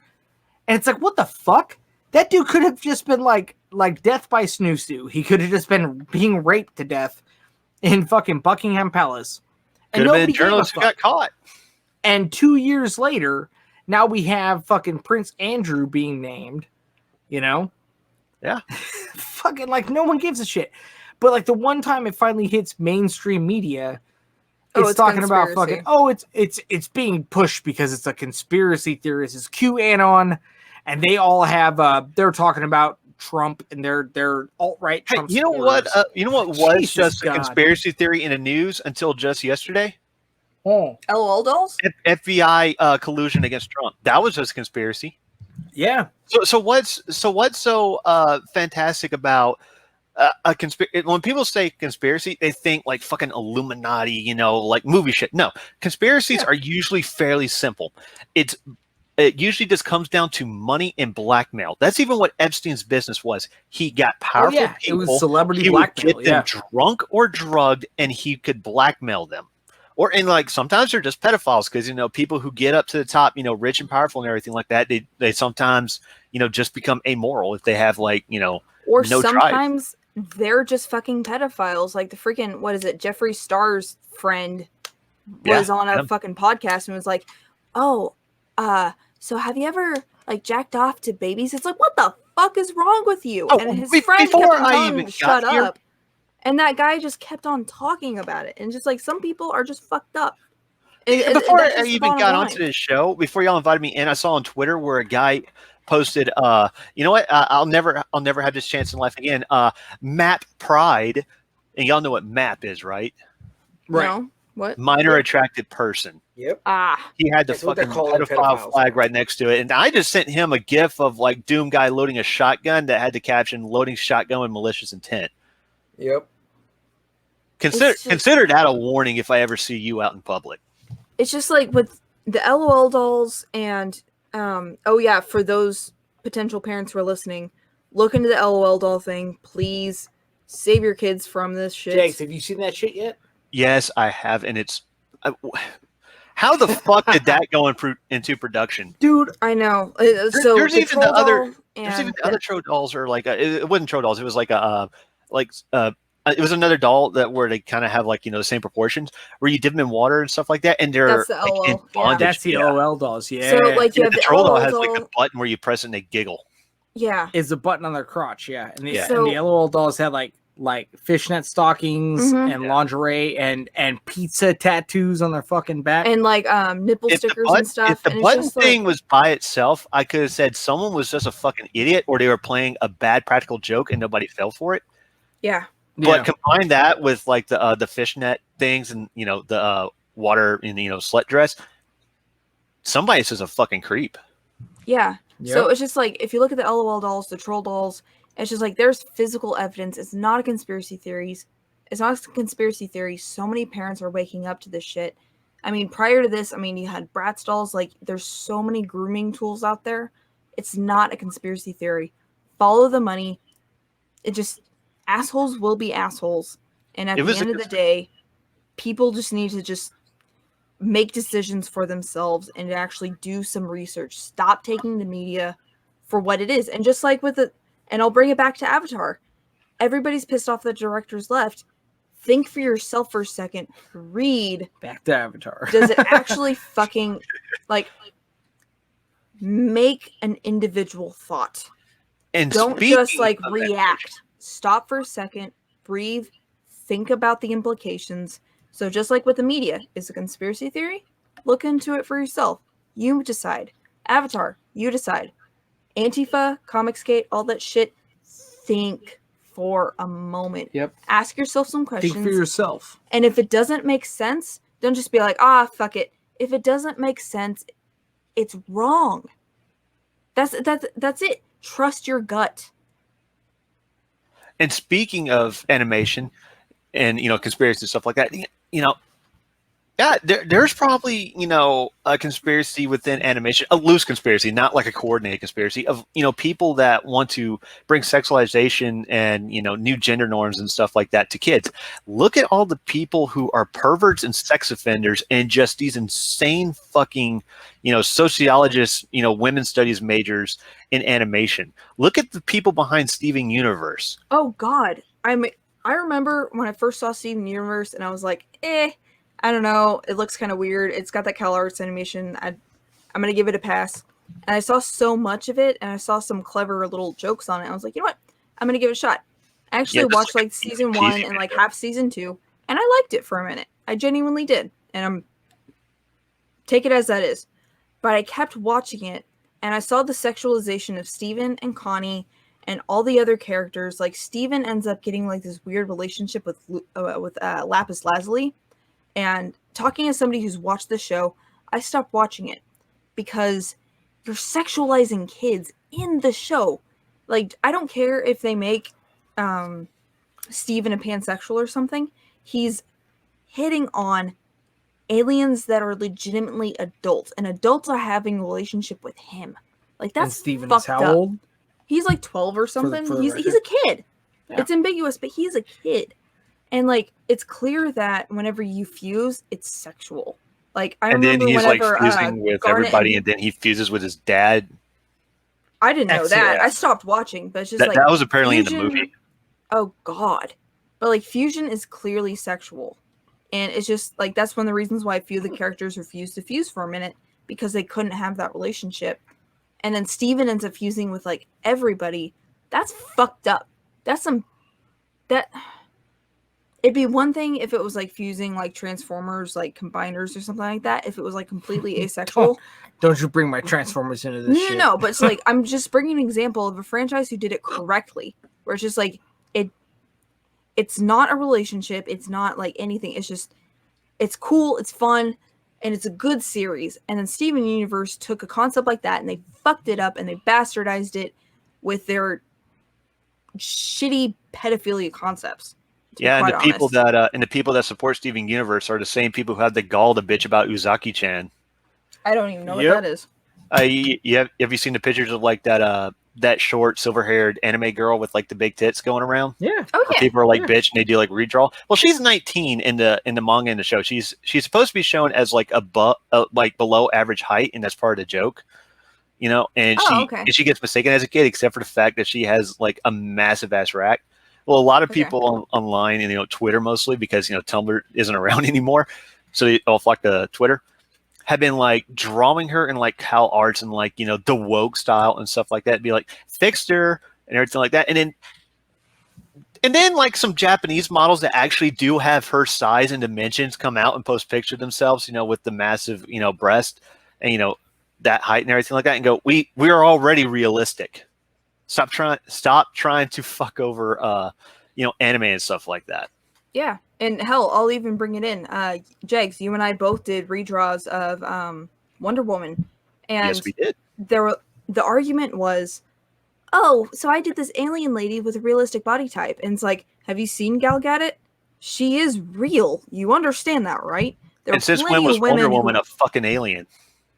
Exactly. Yes, that's a different argument for a different time, but it's just like women like Gal Gadot who work their asses off to do what they do. It's just like, who the fuck are you? Just because you didn't serve 2 years or however long Gal served in the military to get that body and maintain that body. God damn. Well, she was also a model too. She was Miss Israel. Oh, I didn't know that. I believe so. But also consider the fact that it also betrays what the character is. She's a demigod, made from clay, from the Amazon and stuff like that. What are Greek demigods? They're supposed to be, they're idolized, humans and stuff like that. They're supposed to be like the most ideal figure. So even demigods are supposed to look extremely fit or extremely beautiful, because that's what the Greeks were about. They were all about aesthetic. Hell, even like Hera was depicted as like more of a curvy figure, because the maternal figure is always going to be more curvy, like the birthing hips and so forth. But they were always like relatively in shape. There were healthy figures, and talking as a woman who isn't healthy, like at some point people need to be real with themselves and understand, are you healthy or are you not? And it's just, some people legitimately do have problem losing weight. Hormones, steroids, medicines, they fuck with your weight and it sucks. Birth controls and stuff like that can fuck women's figures up, and I get that, and it sucks. But people need to be real with themselves and acknowledge what that is. And it's okay to be confident in yourself. And if you're not confident in yourself, figure out what's wrong and fix it. And don't be projecting on other people who do have the figure like Gal Gadot. She has it for a fucking reason. And you can't shit on her just because you're insecure about it. And stop pretending, SJWs, that fat people like looking at other fat people. As a former fatty myself who worked his ass off to lose 110 pounds and bloated back up, thank you, COVID, and started working out and trying to get healthy and everything like that. I was on the keto diet for over 2 years, just kicking my own ass and everything like that. Just got my home gym set up just recently so I can start working out in my garage and everything like that. Let me tell you something. Fat people do not like how we look. We do not like ourselves. We do not like looking at other fat people. Just because I was fat does not mean I found fat women attractive. I remember for the first time in my life, I think I was 24, I got down just within the margin of being technically not obese, and I felt great. And then we started this comic. I don't have time to work out. My life is this goddamn comic now. And I lost Do it. not believe I'm- you were ever fat. Yeah. It's It was gross. yeah. But it's starting to come back because it's just like work, and working out isn't a priority. And I love ice cream. I do. I can't digest it. It hurts like a bitch, but I fucking love it. So Get those battle ropes, girl. yeah, yeah. So I'm getting the comic artist body now again. So I'm getting artist body. I've had an artist body my whole life, and then for a minute I was house mouse, and I lost the weight, and now I'm artist body again. But just like I still miss it, and I try to work out and try to bring it back into my routine, and it's fucking hard, but at the same time I respect the people who do put in that effort. Hell, I have a friend, she's actually visiting right now. I love this lady, and I refuse to spar with this woman because she makes time to work out every single day, and her thighs are lethal. And I respect this does Bear shit have out of Chun-Li thighs? Oh yeah, she's Dude. I back in the day when I used to be actually a self-defense instructor, I tried training Bear for a minute, and in grappling, she has this weird ability where she can actually make herself heavier than she really is. she can fucking it's weird. She can make herself to where you can't pick her up. It's crazy. So she probably weighs like 130 pounds or something like that. And I should be able to just pick her up and throw her. But she can wrap her legs around you and squeeze and just get dense. And it's like the density of a dying sun. It's crazy. Wait, she's Xena Onatopp from GoldenEye? Yes, it's fucking insane. like That's hot, there's yo. this meme I've seen where Dude, Bear's the best. like it looks like this little it's a curvy, like bordering on, chunky lady, and this guy is like kind of giving her this weird eye, like, ew, you're gross. And then she just takes like a watermelon out of her backpack, puts it between her legs, and just like instantly crushes it. And the guy just like runs off scared, and she's like, yeah, bitch. I would have asked That for a is number. what goes through my mind with this lady. Like, whenever I first moved here to California, and I was like, hey, Mike, do you want to train me? And he's like, do you want a partner? Bear could be your partner. I was like, hell no. So it's just like, just bringing it back to this Wonder Woman thing where it's just like realistic body types. And it's just like, dude, shit happens. People have babies, and like sometimes it's hard to like get that tummy back, and like skin stretches, but it's just like muscle is muscle. Don't project your fat insecurities on people. People work out, and they work hard for it. They work daily for it. Don't shit on those people just because you have a hard time about it. I have a hard time about working out, but I respect the fuck out of Bear, Gal, all those girls, all those people, men included. What is it? Your boy Chris Powell, the workout guy? Chris Powell, yeah. Yeah, Chris Powell and friggin' Heidi, people who devote their lives to this shit. You cannot say they're not realistic. They work their ass off to get up and to get where they are. And it's just, you're delusional to think otherwise. And it's not that, Gal Gadot or anything like that has, tits like Christina Hendricks or anything like that, but she's got a feminine figure. Oh, yeah. Oh, yeah. Like, hell, what is it? What Gina the Carano? fuck was that? My phone again. God damn it. What is it? Gina Carano, when she was younger, she was Oh my thin. God. And, Oh, I love her. Tiny. Ugh. And then she even said in her interviews, like, she hit 30 and she's like, oh shit, I can't eat what I want to anymore. Oh fuck. And she filled out, but she still looks fucking great. Like, you look at her and she's lethal. So Oh, speaking of Like- Gina Carano, that was actually a text from my dad sending me a less than legal streaming link to UFC 252. is she What are on the it? fucking odds?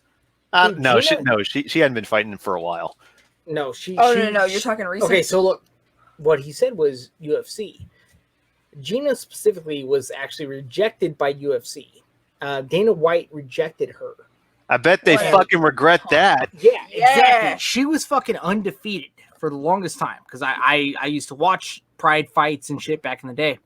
And Gina was my girl back before no one ever knew who the fuck she was. And when UFC became a thing, when they were actually becoming a real sanctioned fucking thing, Gina Carano tried to do it. And Dana was like, no one wants to see a woman fight. Fuck you, Dana. And Gina Carano went on to be one of the baddest motherfuckers to ever exist. And she was very much a real life Wonder Woman, where even when she went up against fucking Cyborg, who she eventually finally lost, it was the one person to finally really truly beat her. And Cyborg was like, I'm gonna blame her for that because Cyborg is it turned out that Cyborg was on a bunch of fucking drugs and shit. And as a matter of fact, actually, Gina, again, being the real life Wonder Woman, when they came to her and they're like, hey man, she took your title. And then it turned out that she was on a copious amounts of fucking steroids. What do you have to say about it? Like, do you have anything to say to her? And she's like, hey, you know what? It really sucks that you feel like you have to do that because you're a great fighter and you're a great person. And I hope that you get the help you need. And I hope that you can get off this stuff because you can be a champion without it. She's a great fighter. And that was it. And it was like, so God damn, classy. Just fucking serious class. But when you see the actual weigh-in, Cyborg was like, I'll fucking eat your kids. And Gina was like, it's cool, and she just kind of smiles and whatever. There's one actual weigh-in where they ended up having to, okay, so speaking as a fighter, sometimes you have to strip down to do a real weigh-in. So yeah, people come over and they hold up sometimes blankets and towels and shit or whatever around you. So Gina, there's a video where she had to do this strip down, and she took it almost like she was like an underwear model, where she oh my God, I didn't think I was gonna have to get naked or whatever. She's like, oh my God, she's all being cute about it. They had to hold up towels and shit, and she's smiling and she's blushing and shit. And it's like, dude, is this really an undefeated fighter? Is this really the person that can beat the absolute fuck out of anybody else in there? Because she's just the girl next door. She's very much like a Mary Jane kind of a lady. She was classy, and in the interviews where they're like, "Hey, how do you stand up next to these people who are 7 inches taller than you and have 100 pounds on you and can easily beat the fuck out of you, but you still do it?" And she's like, you know what? Everyone's just a person. I'm not afraid of anybody. I just don't go in it with any type of fear. You just kind of do your thing, and whatever happens, happens. And it's that is the most baller, classy ass shit. And we haven't had that. And then, so UFC turned down Gina. They turned around to get Ronda Rousey, who was amazing at first, and then immediately became the exact opposite of Gina Carano, and got the absolute fuck kicked out of her by Holly at her height. She got the absolute fuck kicked out of her by someone who was half her size, and she was just like, "I'm fucking Ronda Rousey. I'm the baddest shit ever." And everybody knows Ronda Rousey got chump fights to begin with, right? But there's this other lady who went in there who had the exact same attitude as Gina Carano, and beat the shit out of Ronda. And then when they turned around and asked Gina about it, they're like, "Hey, man, what do you think about this fight?" And it's like, hey, they both are amazing fighters. They both are great. It's really cool. Hey, do you think you can beat Ronda Rousey? I don't know. She's a really cool lady. She's a really good fighter. I think just, whatever happens, happens. It's like, dude, how is she not Wonder Woman? How is she not actually a costumed hero out there fighting crime? Which I've been saying this for a while, but Warner Brothers and AT&T, I'm going to pitch something to you. Gina Carano, and she can play 3 characters off the top of my head perfectly. She-Hulk?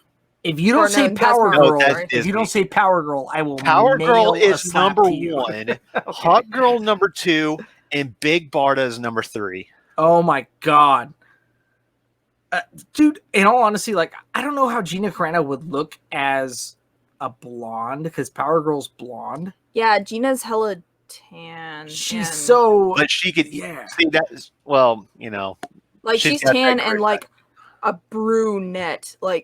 You've seen those, brunettes that go blonde and just, ooh. Dude, Power Girl, okay, look. in all honesty, if they ever actually did, okay, so Power Girl she's super young, right? So she's she's like 22-ish. She's essentially Supergirl.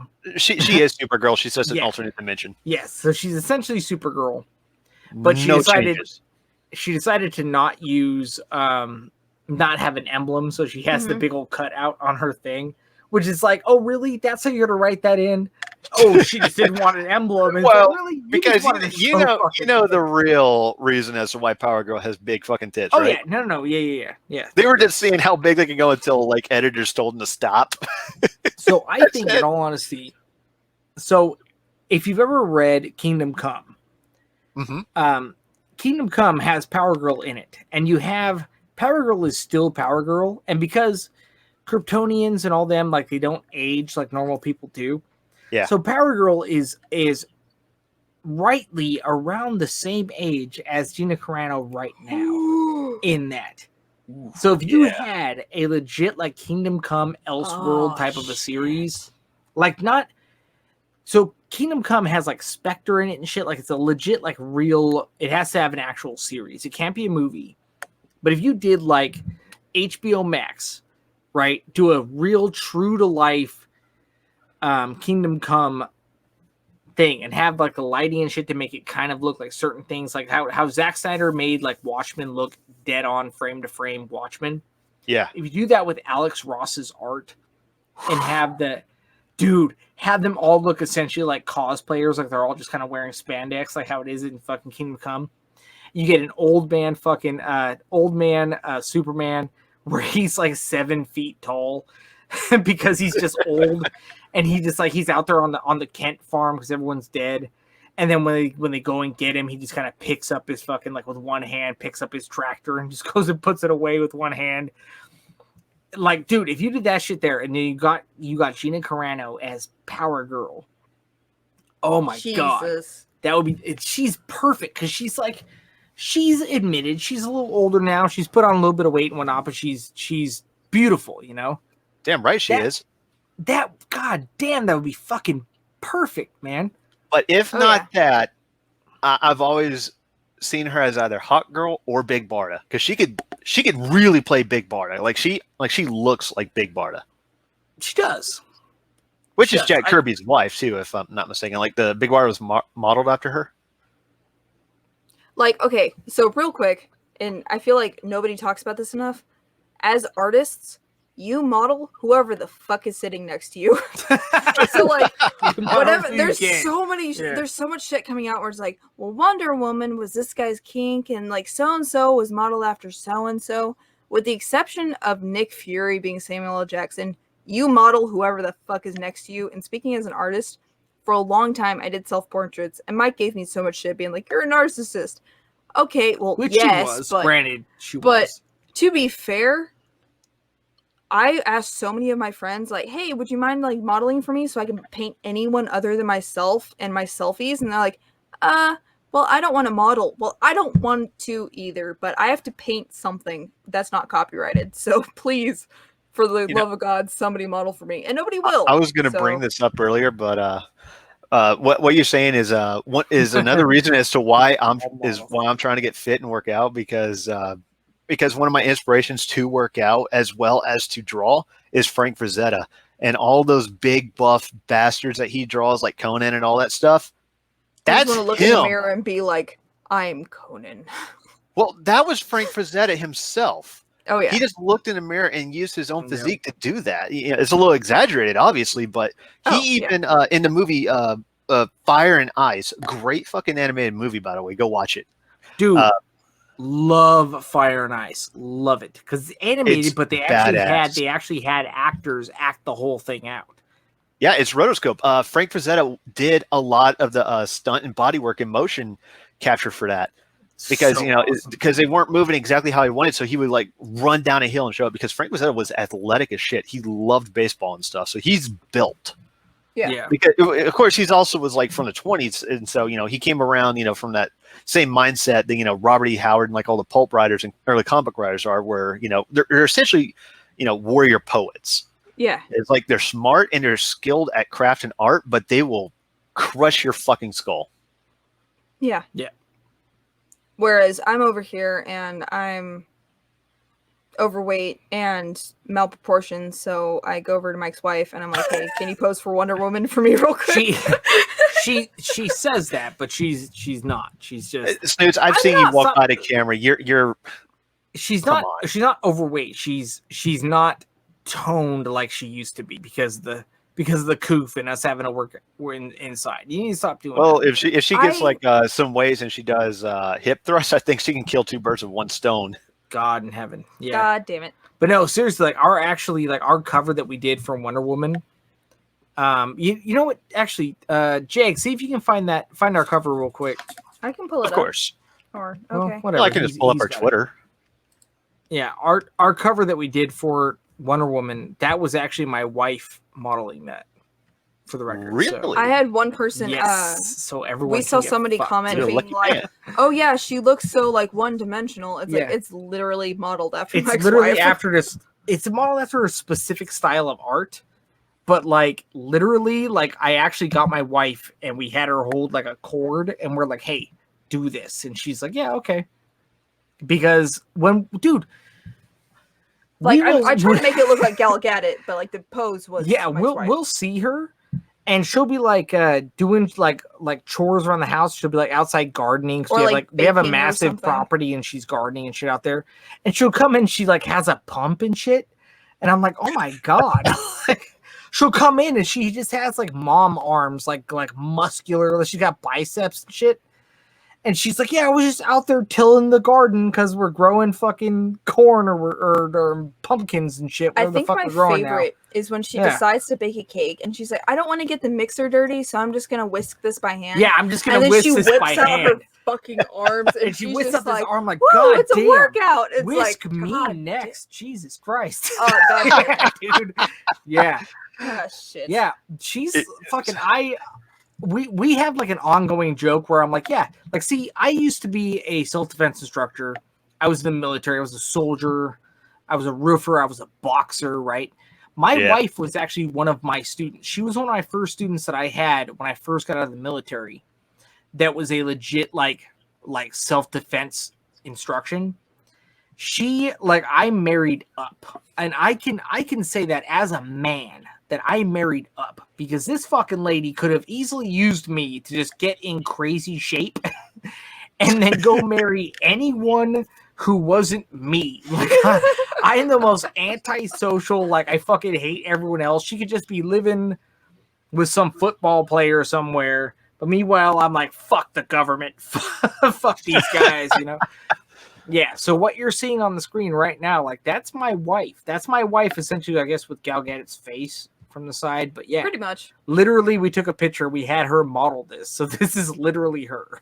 It actually does look like one of those like a pose that someone from like those 80s paintings would do is like it's not really a logical pose, but it just has a lot of style and like personality to it. Yeah, it's a fucking Pat Nagel or whatever the fuck his name is. Yeah.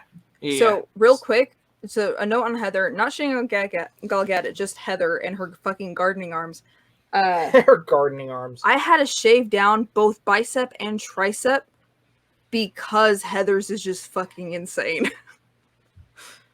So she'll just she just gardens and shit, and it just she's like, oh, I think I'm getting a little bit of like mom bod. Yeah, and she fucking says that shit. I'm getting a little bit of mom bod. We're like, what the fuck?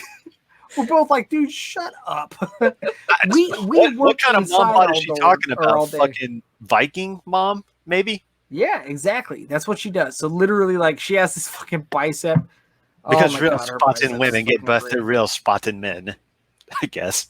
Exactly. Oh, and their kid is like modern day Spartan. Jesus dude, Christ.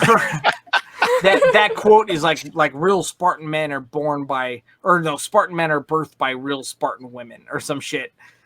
And yeah, that's exactly it. So our kid, our youngest, is like, it's funny as fuck because I'll tickle her like, oh hey, you know, daddy's gonna get you.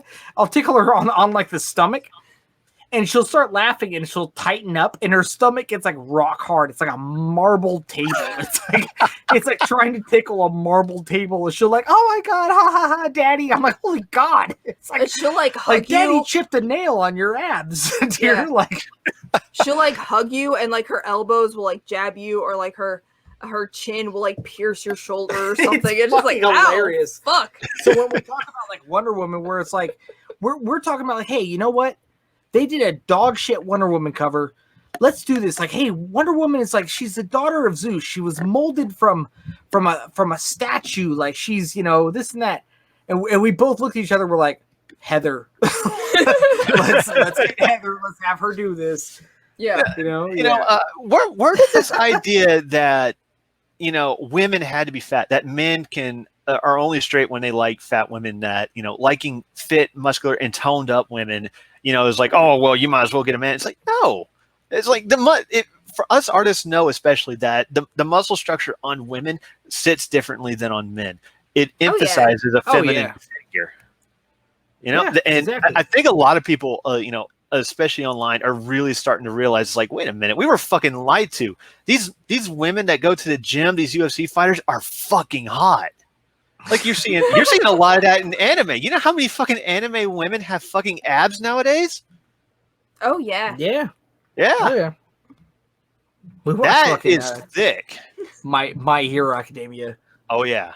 Yeah, baby. Oh, and as far as that goes, I've got some pictures of that saved in a folder, eh? Jesus Christ. Aizawa, holy shit. Is he fat? No, sir. Yeah. Yeah. Oh, all right, God, so what's speaking of we mentioned 300 Wonder Woman and stuff like that earlier, there is some Zack Snyder news. Let's see, what was it? Hey, did you watch Harley Quinn yet? I haven't. I'll get around to it. And I got one episode into Watchmen and I gave up. Dude, I need to finish Watchmen because not because I think it's going to get good, but because it's like, it is so bad. It's so bad that I just want to see how bad it gets. Like, literally, I got to where it's like, what is it? Fucking, they changed Hooded Justice. Hooded Justice is a gay black man now. God. And, yeah. So, do you remember in the original Watchmen where, like, Dr. Manhattan was like, I loved you so much that when you left me, I left Earth. Like, I couldn't even be around humans anymore. Well, he comes back for no reason. Comes back. And he's a big, fat-headed, alien-looking black guy. He comes back specifically. Well, he wasn't a black guy in the first place. He comes back because that lady, the black lady, he goes, wow, she is the best. She's so stunning and so fucking brave that she's the best thing that ever happened to the world. Even she's better than all of us, right? So I'm gonna erase all my memories and erase all my powers and give everything up to be a black man and go marry her because she's the best. That's the dumbest fucking shit I've ever heard in my life. It's like, what the fuck are you doing? Like, dude, so in the comics, like that doesn't even line up. Like, so they say this isn't a sequel to the movie. It's a sequel to the comic. Well, in the comics, when he left the existence of Watchmen, he went into the DC universe, and then you have the whole thing happen with Doomsday Clock. So literally, he created the New 52 and Rebirth. And if it's actually a sequel to that, why wouldn't it follow fucking Doomsday Clock? Now, it's been a while since I've read the comic book. Was that originally intended to be what happened in the comic book itself, or is that just what DC decided to do later? Oh, no. They finally ended up getting, I guess, permission or whatever the fuck to end up doing Doomsday Clock and whatnot. But it was supposed to be he just left. He said the whole point of Watchmen, he says nothing ever ends to Ozymandias, right? And he's like, it's finally over. It's finally ended. And he's like, nothing ever ends. And he goes away. And that was it. And he was like, you know what? I'm intrigued by this whole life thing. Maybe I'll go create my own life somewhere. And then DC took it as he goes and he literally creates the DC universe that all of that one of them, happened anyway. because of him. Yeah, exactly. So no, that was not the original intention. And then the Watchmen show, when they say, "Hey, it's a sequel to the comic and not the movie," Yeah, already done goofed. Was fucking bullshit, because there already is a legit actual canonical sequel to the comic, and that's fucking Doomsday Clock. And it's not what happened in the show. It literally was like, hey, as a matter of fact, what it was it secretly, while all this shit was happening in Watchmen, arguably one of the greatest things to fucking be written in that era. What actually happened was, it was actually all black. It's literally, hey, you know what? All the shit that happened with Watchmen, with the Cold War and all this kind of stuff. Nope, it was actually just because, hey, what if black? Literally, that was it. You know, what if how the very first superhero we had was Hooded Justice? And they go, you know what? The very first superhero we had was Hooded Justice because he was black and gay. Like, that's all it was, man. That black doesn't and gay, even that's make it. sense. Yeah, it doesn't make sense, because you know what? Hooded Justice was supposed to be like European or some shit. Like, even in the Snyder movie, you hear his voice and he's like hardcore, like Russian or some shit, right? Yeah, it ambiguously European. It had nothing to do with being black or anything like that. Yeah, it was kind of hinted he was like either off the boat immigrant or like the son of like immigrants. He was supposed to be like what is it, like European, like a circus performer, like a strong man. He was supposed to literally be like a strong man from a circus. But even like they go, hey, the Tulsa, the massacre in fucking Tulsa. And then even the people of Tulsa were like, hey, and like even like the black community goes like, hey, that seems like a little like, why would you bring in something like that to try to politicize something? Like, we finally got over that. Why would you bring that in? They also misrepresented that Tulsa riots like massively. It's like, yeah, there was a lot of shooting on both sides and like allegedly dynamite thrown, but not from fucking airplanes. And it wasn't like a one-sided, massacre of families. It was a gang war essentially. Yeah, like both sides are shooting at each other. In the fucking show, it's like, holy shit! Like World War II is like happening.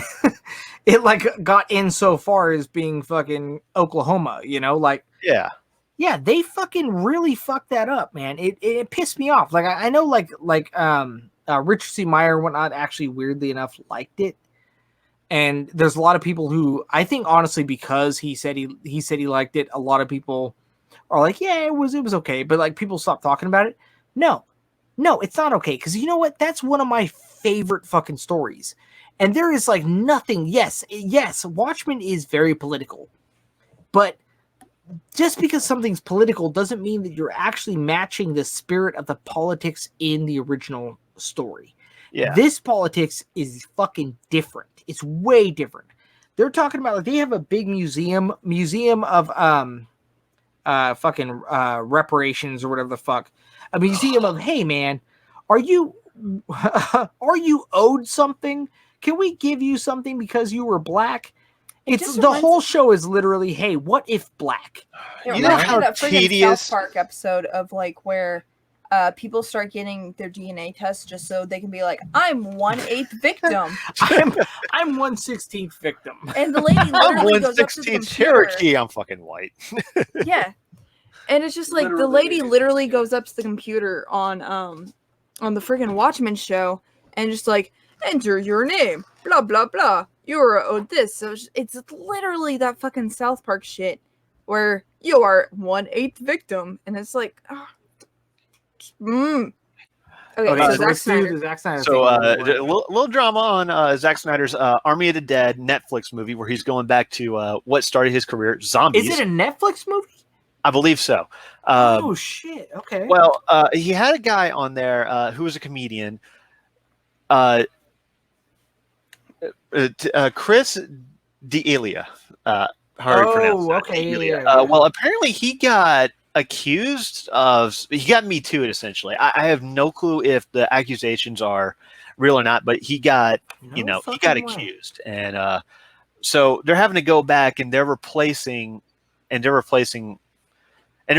guy digitally and with reshoots. Who's no fucking way with actress Tig Notaro from Star Trek Discovery, a show I refuse to watch, by the way. Yeah, but she's also like, okay, so here's something just for anyone who's listening to this. You have a guy who, if he's getting Me Too'd, it has to be some shit where it's like some deep-seated shit, because he's not anyone who like, okay, so when they went after Louis C.K., everyone was like, yeah, we all know he talks about this. He talks about masturbating and all this kind of shit. It's fucking Louis C.K. I would be disappointed if I didn't go, like if I went to go visit Louis C.K. and he didn't be like, hey man, can I masturbate? I would be disappointed never because got that's his accused thing, of anything illegal. That was the weird thing. I know, but he point being, always asked permission. This exactly, and it's essentially implied that he was given permission, and that's the thing. So with this guy here, he's kind of like, he's not as bad as Louis C.K. with that, but it's one of those guys where it's like he's so open that, you know, anything he's going to do, he would probably say something like that. So he's being replaced by a very, like, an openly gay, another person who also kind of got a big jump in with Netflix all of a sudden. Oddly enough, he's getting replaced by a woman, a lesbian. Right. And that's where I'm like, wow, dude, Netflix, like, so Netflix pushed his stuff, but it also pushed her stuff. And it's another big, like, she was also a relatively big name in comedy, but it seems weird, like it seems like maybe a weird Netflix choice where they were like, hey man, let's replace him, a cis white male, with a lesbian, because essentially it's just comedy, so we'll just get a lesbian comedian, you know? Yeah. That seems really weird to me, because he doesn't seem like the type of person that would be Me Too. Yeah. He's very open with his shit. And I don't think Snyder would ever like go and like replace an actor like that. So that's got to be like a Netflix decision. Yeah, especially when it's like another and nothing proven. I think Snyder would be like, well, you know, we already got it shot. It seems like another studio stepping in. Like Snyder has the worst luck with studios. That's what I'm saying. You know? This dude is fucking cursed, man. He hasn't made a movie that hasn't been interfered with since fucking 300. Yeah.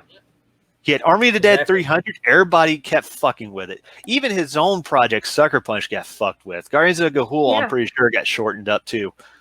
Yep. Like, even Sucker Punch, the lead actress was like, yeah, I really don't like what happened with the movie because it just left a distasteful, it ended up distasteful. And, like, it wasn't the project that they set out to do. Yeah. See, that's the problem when you interfere with a director's vision, stuff like that. You'll end up removing scenes that will change the entire context of a movie. Yeah. Jakes, check this out. Here is something. So, like, since we're in the era of everything coming out with Hollywood, you have people like Michael Bay, where every woman who's ever worked for Michael Bay has come out saying, hey, so my audition was he privately filmed me washing his car. and no one knows where that film went. Yeah. But then you have so yes, Chad in one point, but also like, yeah, the guy's he's a douchebag, but he's a Chad. Yes. But then you have Zack Snyder, where he had a Sucker Punch. And it's full of women who their entire point is to be sexy, empowered, sexy women, right? Yeah. And when everyone was coming out about Zack Snyder and talking a bunch of shit about his filmmaking and whatnot, and they talk shit about how he sexualized everyone in Sucker Punch, you had the entire cast of women who a lot of them were actually coming off of Disney contracts, saying that Zack Snyder saved their lives, saved their career. Zack Snyder paid for them to get self-defense instruction, to be like, hey, they learned how to fight and use guns and use weapons, but it wasn't like just training just for the movie. He paid for them to literally learn self-defense. Yeah. You know what I'm saying? Like, we're fucking... Has there been anyone in Hollywood, a cast, crew, whatever, who has said a negative word about Snyder? No, I don't think there is. I have seen nothing but fucking praise from him. That is the most woman empowerment thing I've ever heard from a cast, is that he paid for us to not be victims. Because Yeah. in the movie, they're supposed to be like they're being victimized by the hospital and shit. But when they go inside their heads and shit, they're acting as though they are the ones in control. They are not victims. So he paid for them to go through all these courses to legitimately never actually be victims. To the point where the lead actress could not forget her training. She went through such hardcore, rigorous training. Emily Browning. Yeah. Emily Browning in the intro scene, it always kind of bugged me. Like, she's supposed to accidentally shoot her sister, but the way she's holding the gun is professionally and with intent. And it's like, how the fuck did you accidentally shoot her sister? And then I'm reading behind the scenes shit. They went through such rigorous training that she couldn't bullshit the scene.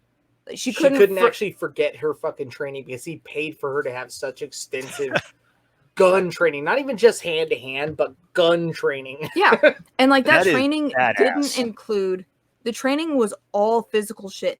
It didn't include dancing. It didn't include any of that shit, which is implied in the movie. But none of that shit was recorded. Cough, cough, Michael Bay. Yeah. Where it's just like, okay, so you're going to have this woman lean over the car. You're going to have this woman record. Did it make it to movie? No. Look at Zack Snyder. These girls are going to imply that they're dancing, right? Right. Are you going to train for that? No. Are you recording it? No. None of these women are going to be overtly sexualized in that manner. They're completely empowered. They're not ironically empowered, completely empowered. And that to me, in all honesty, with that made, that is why when everyone dumped on Zack Snyder, notice how the one thing they didn't do when everyone was trying to dump on him about how he fucked up DC and all this kind of stuff. The one thing they never bothered to try to do was to Me Too him. You ever notice that shit? Because they had one of the biggest things. People said that he was a misogynist or he came off as a rapist, and I'm like, y'all check this out. One of the insane. biggest things that they said that was against fucking Sucker Punch was that it's just his misogynist fucking fantasy and this and that or whatever. Everyone in Sucker Punch, they hated the theatrical release of it. They all said that was not the empowerment movie that he tried to make. And then you watch the actual director's cut, and it's beautiful. It's it's literally these women put in this situation where, you know what, you can take everything from me but who I am, but from my mind. And they escape. At the end, there's this big escape where it's like, you can take everything from me but me. And he paid for the training for that. Everyone in that fucking movie had his back. So it's like when they're really trying to fucking shut him down from the DCEU, the one thing they couldn't do was try to be like, well, he's a fucking, they couldn't Me Too him, because you have this whole other thing. Everyone talking shit about fucking Sucker Punch immediately was shut down from the actual sexy young women in Sucker Punch. Were like, no, he's like our big brother. He straight up, he took care of us. He broke us from a fucking Disney contract. Well, that's why they had to exploit, the death of his daughter to get him out, because all the cast and crew absolutely loved him. Gal Gadot's entire career was saved because of him. The guy who plays Cyborg hated Joss Whedon, and there's an entire controversy about that. We don't have time to, but he adored Zack Snyder. Fucking the old school actors, that have been in big movies. Ben Affleck, fucking played Scar in Lion King. Who? Alfred Pennyworth. I know his Jeremy name. Irons. No, Jeremy Irons. I was about to say Michael King, Ironside, and I'm like, that's not right. No, but Jeremy Irons. These veteran actors who are Shakespearean trained professionals that would make other directors cry. Dude, out of everything Jeremy Irons did, you went to Lion King. Well, I just know his voice very well, Classic ass actor. He's like, the guy who played Lion King. Would you have rather me say fucking Kingdom of Heaven and you not know who the fuck I was talking about, or Dungeons and Dragons? Die Hard? He was in Die Hard 3. He was fucking. Fuck! I didn't think of Die Hard. Hans's fucking brother. How did you not think of Die Hard? How do you not think the of one Die movie Hard? I've seen?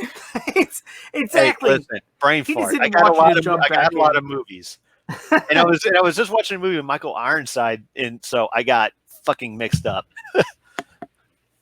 So anyway, But yeah, Zack it's like Snyder. he has nothing but praise for him and everything like that. So they can never do anything. They can never say he was racist because look at his fucking family and his adopted, like Asian and black kids and all that stuff. They can't say he's a misogynist because literally nobody will agree to that. They did try with the Amazons and like the scene with the in Justice League, in the preview, like the how they're all flashback. wearing super yeah, shiny yeah, leather But then, armor. like the Yeah. cast and crew came out and said, "Hey, we'll defend this," and that was actually kind of an idea of Wonder Woman's director, because they, because the Amazons were fairly new and didn't like have all their armor and metal works yet. Yeah, it was Patty Jenkins. Patty Yeah. Jenkins, yes. Yeah.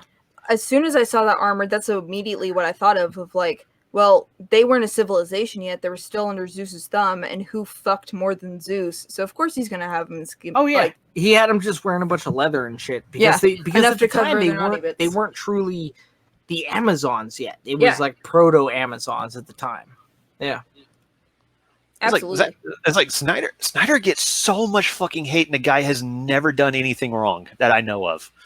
He just wants to make badass fucking comic book movies, man. I mean, That's all it if is. you don't Man. agree with his movies, that's fine and everything like that. You're wrong, but it's fine. But goddamn, chill from it. Like I got like an entire folder of people on Twitter, like even one from like fucking Lindsay Ellis, nostalgia chick, who says like I have it on good authority that Zack Snyder hates his mother. Meanwhile, there's a photo of him happy and smiling with his mother on set.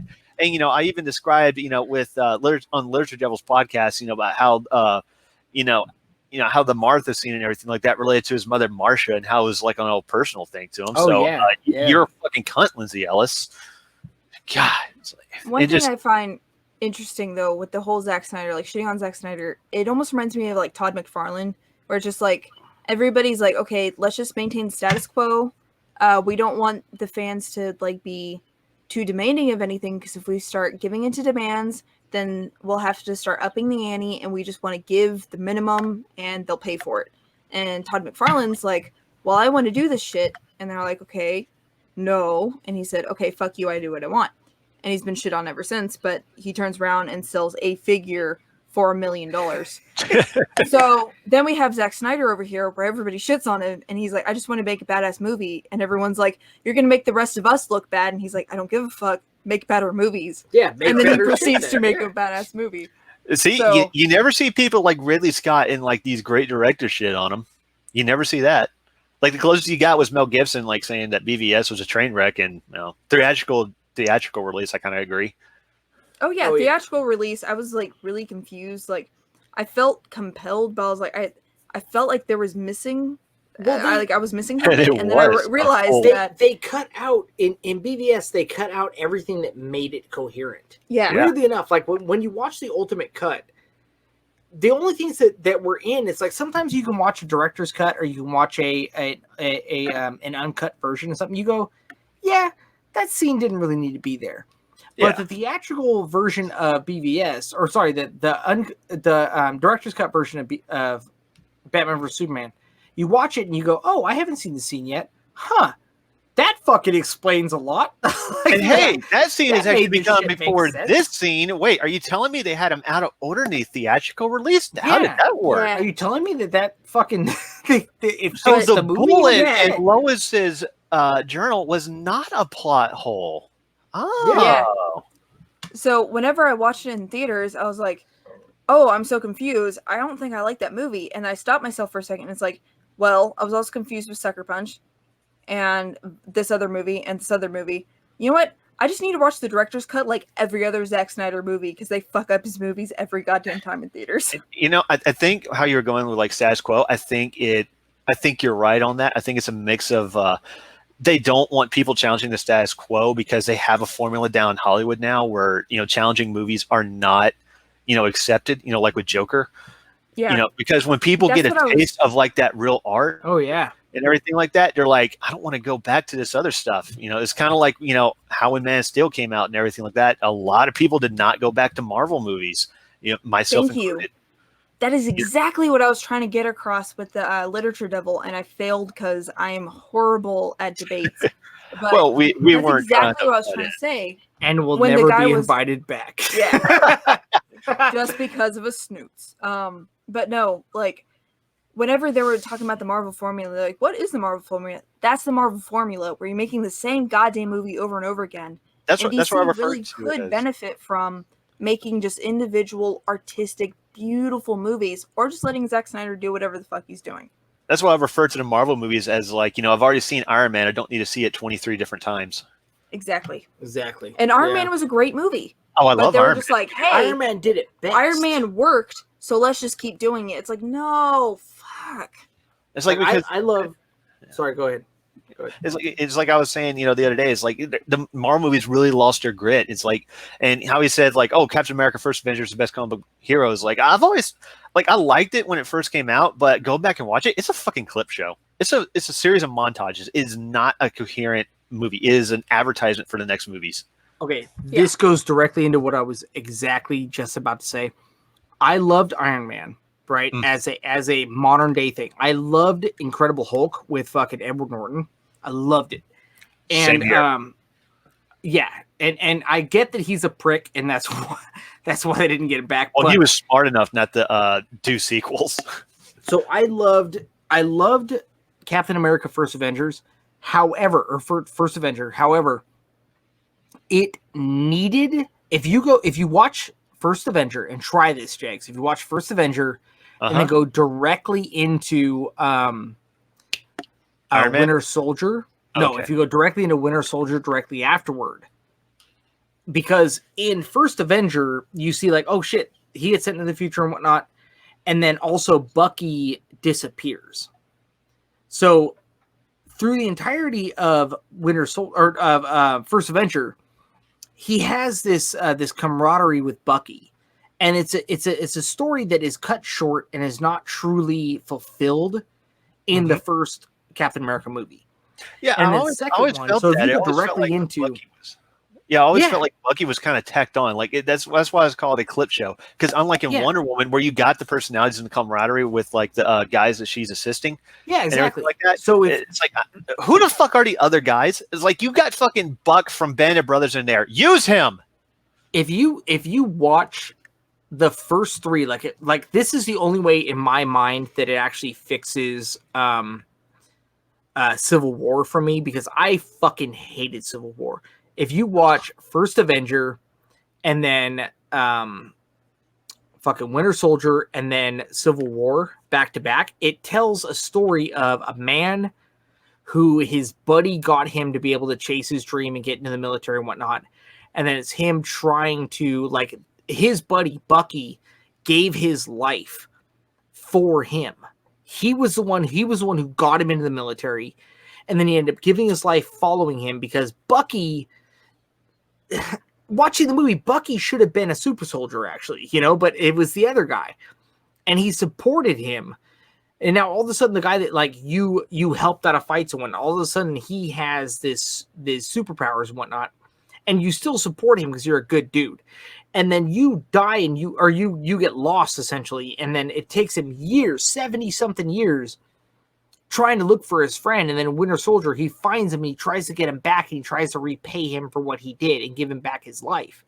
And then in Civil War. In Civil War, he finally snaps him out of it, and he fights for him. So he fights for him at the end of Civil War the same way that Bucky did for him at the beginning of Captain America. So you watch those three just together, to me, it truly tells that story, and those should have been shown, like, to me, back to back. Like, it should be a back to back thing, and it fixes a lot of what's wrong with the first Captain America movie to me. That's why I don't agree with the Marvel Phase setup, because it seems cheap. Yeah, because then you start to cut in, like, okay, personally, I wasn't a Captain America fan before going into movies, and I think the way they depicted the movie was excellent. Absolutely, I'm not shitting on that, but I was engaged by Iron Man. I loved dudes directing in that. He captured the spirit. Favreau, yeah, absolutely. Favreau did an amazing job with that movie. Boss. So if you watch, like, say, okay, Mike set up this perfect trilogy of Cap. The trilogy for Cap. So if you Yep. look at the trilogy for Iron Man, ending with Civil War, you have Iron Man, Avengers, Civil War, and it makes no goddamn sense. It's like, where's the relationship with Captain America? There is none. And that's what cheapens it with Marvel, where it's just like, you may have a specific relationship going, but they're not capable of weaving this universe together. And they're like, oh yeah, we did it with Endgame. We weaved this universe together. No, you fucking didn't. You There's so many barely questions. strung Phil, it man. along. Like they get the included illusion. characters together. They get the illusion that they weaved this universe, but that's only because they really didn't try any world building. There is no world building in the Marvel universe, and it's why the Man of Steel and Batman vs Superman, between those two movies and with Suicide Squad, even though Suicide Squad got chopped up, like Snyder's, like the theatrical version of Justice League did, hashtag David Ayer cut. Those movies right there show more world building than all the Marvel movies put together. Well, hell, Jegs, I'm going to tickle your fancy here. Lord of the Rings, Gross. 3 goddamn movies show way more world building than Marvel ever could. Fuck yeah. I could watch a documentary about Middle Earth. Yeah, and basically Lord of the Rings is that documentary where it's just like, movie 1, we kind of lay out this world. You have the hobbits, you elves, the politics with man and dwarves and all that shit. That's laid out in movie 1. Movie 2, you get to see Rohan, where it's just like economic just collapse. And then Gondor, where it's just like, fucking nerds. Oh, okay, I'll stop. That ain't we need to nerd, wrap this that up is anyway. Western literature. We're just like, Marvel is like, oh yeah, we did this great expanse. No, you fucking didn't. Star Wars did it better. Lord of the Rings did it better. Fucking Rocky did it better. Shut the fuck up. Like, oh, Rocky. Yeah, I know. I love Creed. Like, if you want to bring back a new generation, Creed is how you do it. Creed is beautiful. the best way I've ever seen that done. Yeah. Of a soft reboot of a franchise, Creed is the best way ever. And Especially it's not even like, being like, oh, you know what? We're gonna do a soft reboot, and the guy's gonna be black. Like, yeah, it's the best way it's ever been done. And it's not like, oh, he's black for no reason. That's it's because just like, Stallone was like, you know what? Fuck you guys. I'll do it myself. Yeah. Stallone fucking did it himself. Well, it makes sense in universe too. Because Stallone is a fucking Chad. You have it is. A woman who's going deaf, a man whose daughter is deaf, and it's just like, you want to have diversity? Here's diversity. Here's how it's fucking done right, motherfuckers. Yeah. So anyway, okay. I feel like this has been a good podcast. This is we need to wrap ridiculous this up. fucking tangent. Well, So, I think everything that we learned from this is that if you want to do a reboot, keep J.J. Abrams and those fucking assholes that wrote his Star Trek movies out of your universe, because he's the one who made the Watchmen show and Transformers. Keep new directors out of it. You have to don't do green directors. Do people with experience. Do people who know what the fuck they're doing. Get people who are okay. So here's one thing that we haven't actually said yet, and I'm going to say this specifically for the viewers. Is one thing that Zack Snyder has that a lot of other people don't have, and I think that it's very much missing. So Disney fucked up Star Wars, right? But we can all agree that Jon Favreau and fucking what's his nuts that works with Jon Favreau, that they do really good Star Wars stuff. On a phone. Yeah.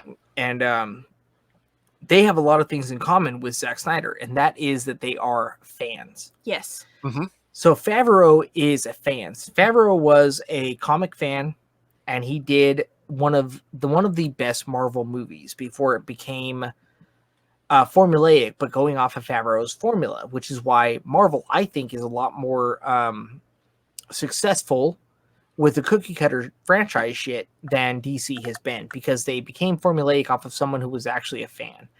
They refused to allow Snyder to develop his formula because he didn't go in as a one shot. Now remember, Iron Man was supposed to be a one shot, just Iron Man film. It wasn't supposed to be an MCU, where Snyder went in as a fan and was supposed to develop a specific franchise. He was supposed to develop the DCEU. He was supposed to develop the Justice League.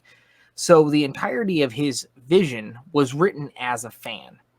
Favreau and Snyder are fans. You could tell that from whenever you watch Watchmen or watch 300 and then go read Frank Miller's 300 and you show me how many fucking frames were in the movie. It's frame for frame shots of almost as specific much things. as Sin City was.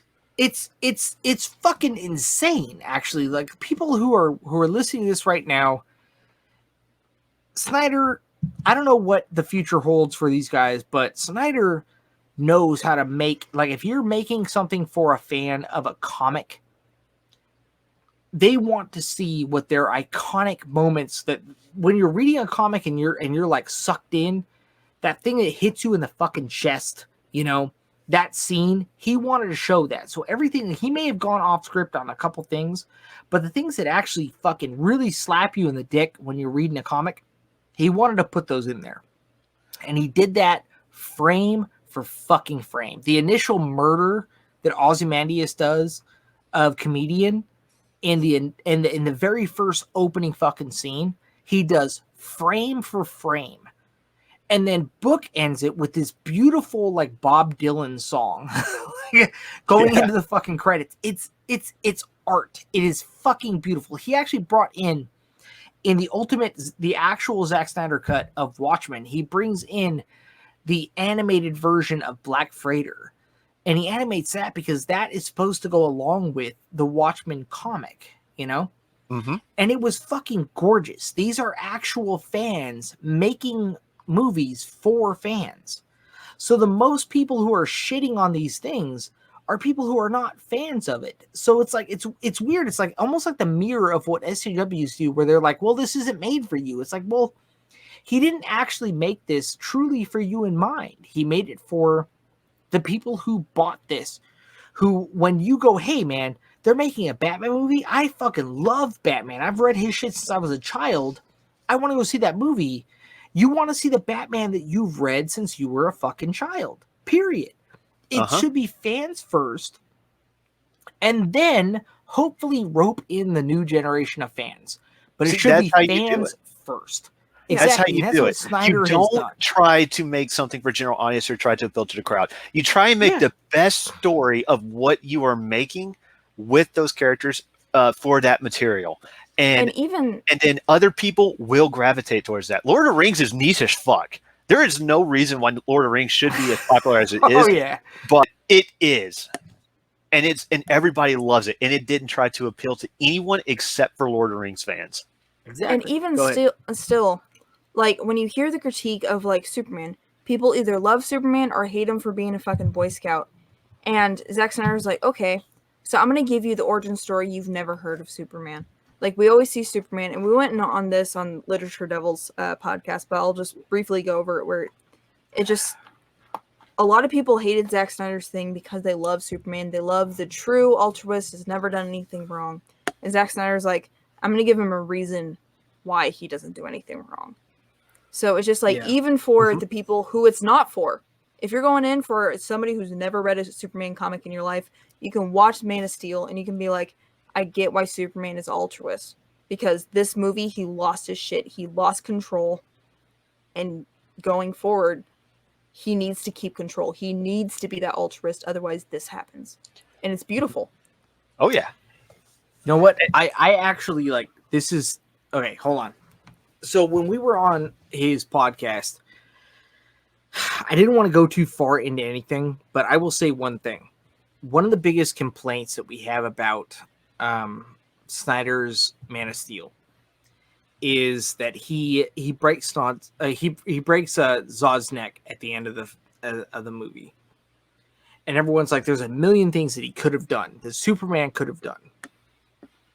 And I will say this: Superman, he wasn't Superman in this movie, admittedly so, but rightfully so. It was an origin story. He wasn't Superman. It's supposed to be showing the entire story arc of this truly amazing hero. It wasn't him, right? Speaking as someone who has had to make the decision, you know, where he's trying to show, like, to me anyway, what I felt from that is that I wasn't a huge Superman fan. Okay. And one of the big things is that Superman doesn't kill or anything of that nature, and he's supposed to just be better than everyone. But you need to have a basis for comparison. You need to have a reason as to why you don't kill, as to why you don't do these things. And that's what I didn't like about Superman, because it seemed like a cop-out whenever some new person would take over writing for him, because you never really show the ugly side of what Superman had to go through to be that person. And I thoroughly believe that he should be better than all of us. He should be better than everyone, because it should be something that you get inspired from. It should be someone that you strive to be. But that person, every hero that you have in real life, everyone you look up to in real life, they were where you are now. And they had to push past something that one day you'll have to push past. But you look at them and you realize that it's possible, that you can. And that's what gives you hope. That's what gives you inspiration. And we don't see that enough in our heroes. So when he had to break Zod's neck, that was Superman we were seeing. The one time he truly had to, do I have to actually be the strongest to that point to where I have to end a person? And he does. And you can see that it tears him apart. The scream that he lets out after he breaks Zod's neck, that scream hits you and it resonates with you. So to me, they were showing us a Superman that eventually he will be the man who, there has to be another way, you know? I'm stronger, I'm smarter. There has to be another way to where I don't have to kill. Because he realizes how hard that is, how disgusting that is, how much that means to everyone else who sees that or whatever, you know, like what is that way? And to me, he stepped in for all of us who had to pull that trigger, because we're not Superman. We're just doing our fucking job. And to me, I think that Snyder put that in there as he was a man, he was an everyday man who eventually had to pull the trigger. And he had to ascend from that. And that scream that he lets out is very much I will take that with me for the rest of my days. So I think the Superman that we could have gotten from Snyder could have been one of the best Superman we could have ever had. Because he truly knows what it means to make that choice. When you say, you know, we don't kill, heroes don't kill, I don't kill, because you have a basis for comparison. You know there has to be another way, because this is life and it means something, you know? And that we could have had that character. With people saying there's a million things he could have done, he could have jumped in front of it, so on and so forth. Yeah, you know what? That's the point. The point is, there is a million things he could have done. And to me, that's what my Superman, that's what he should feel. He should have done something else, but he didn't. And that's why he won't do it again. And we don't see that enough in comics. We don't see that enough with superheroes. You know what I'm saying? Where's my Superman? You robbed me from that because you guys didn't fucking like Snyder. You know? Oh yeah. Is that too Yeah. deep for you guys? Is that too much for you guys? I don't think it's too deep. I think it's sobering, it's somber, and sadly, we're verging on the end of time. So, if anything, I would like to just say, this man, Mike right here, having this perspective of what it would take to fix a superhero when you have a superhero who's just altruistic and like, I do this because ex machina. We don't have that in issues. We have it realistic. So for those of you, like how Richard Meyer will comment of like, he was in the military and it bugs him when comics are like, hey, so this and this, I'm going to just fake military jargon. Don't fucking do that. Ask somebody who knows. Mike knows. Mike wrote this comic. It's been in the works for 7 years because he doesn't want to half-ass it. He's been putting this comic together in his brain and just cutting out all the fat, refining it down. And it originally started with my idea. It was bullshit. I gave it to Mike, and he fixed it. And over 7 years, he's been refining it. And we're so excited to produce this comic. And as sobering as this conversation has been, let's end it on this note of, like, if you're tired of this bullshit, of politics and just the social justice and all this misrepresentation, this injustice of bastardizing history, bastardizing characters, Issues is a comic for you. Believe it or not, it is lighthearted. There are jokes. There are jokes. There are jokes, at least in volume 1. By volume 3, shit will hit the fan. But it is going to be a fantastic comic. We have plenty of different... let me see here. We have plenty of different perks where you can have a speaking role.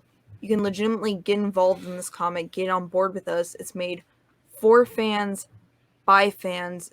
Gentlemen as passionate as Mike, as passionate as myself, and as passionate as Jags. We're all just passionate fans wanting to put out a comic that is worthwhile to you, that makes fucking sense, and is coming from people who are in this, who give a shit, and have experienced this shit.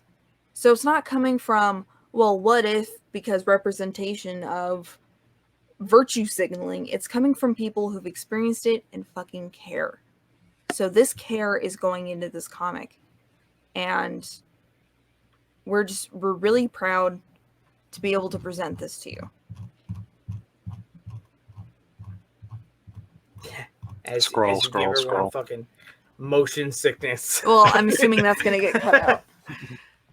Yeah. So I think that's actually a good note to end on there. So, Jace, do you have anything to say for a sign off? Back our book.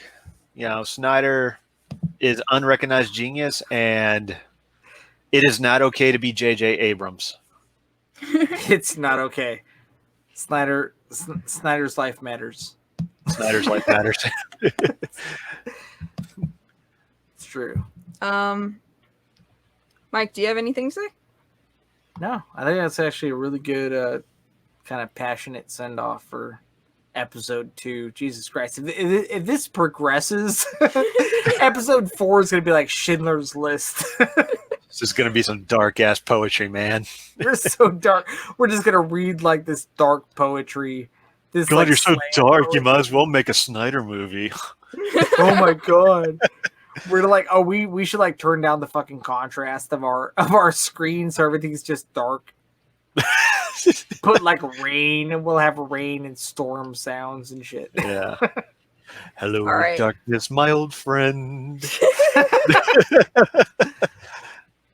All right, Snoots, you sign us off. All right. Well, this has been Jegs, Mike, Snoots of the Black Flag Podcast, presented by War Dance. I did get it right this time. The Black Flag Podcast, episode 2. Woo! Episode 2. Presented by War Dance Comics. War Dance Comics, the only company creating Issues Volume 1, only on Indiegogo. You can find us on Facebook, on Twitter, on Instagram, on YouTube, and Pornhub.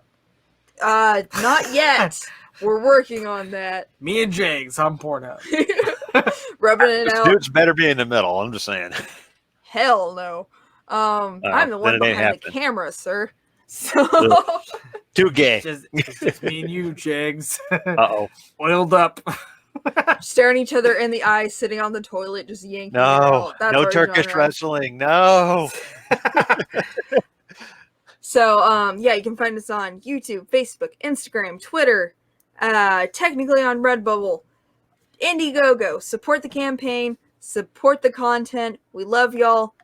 See you next episode. Good night.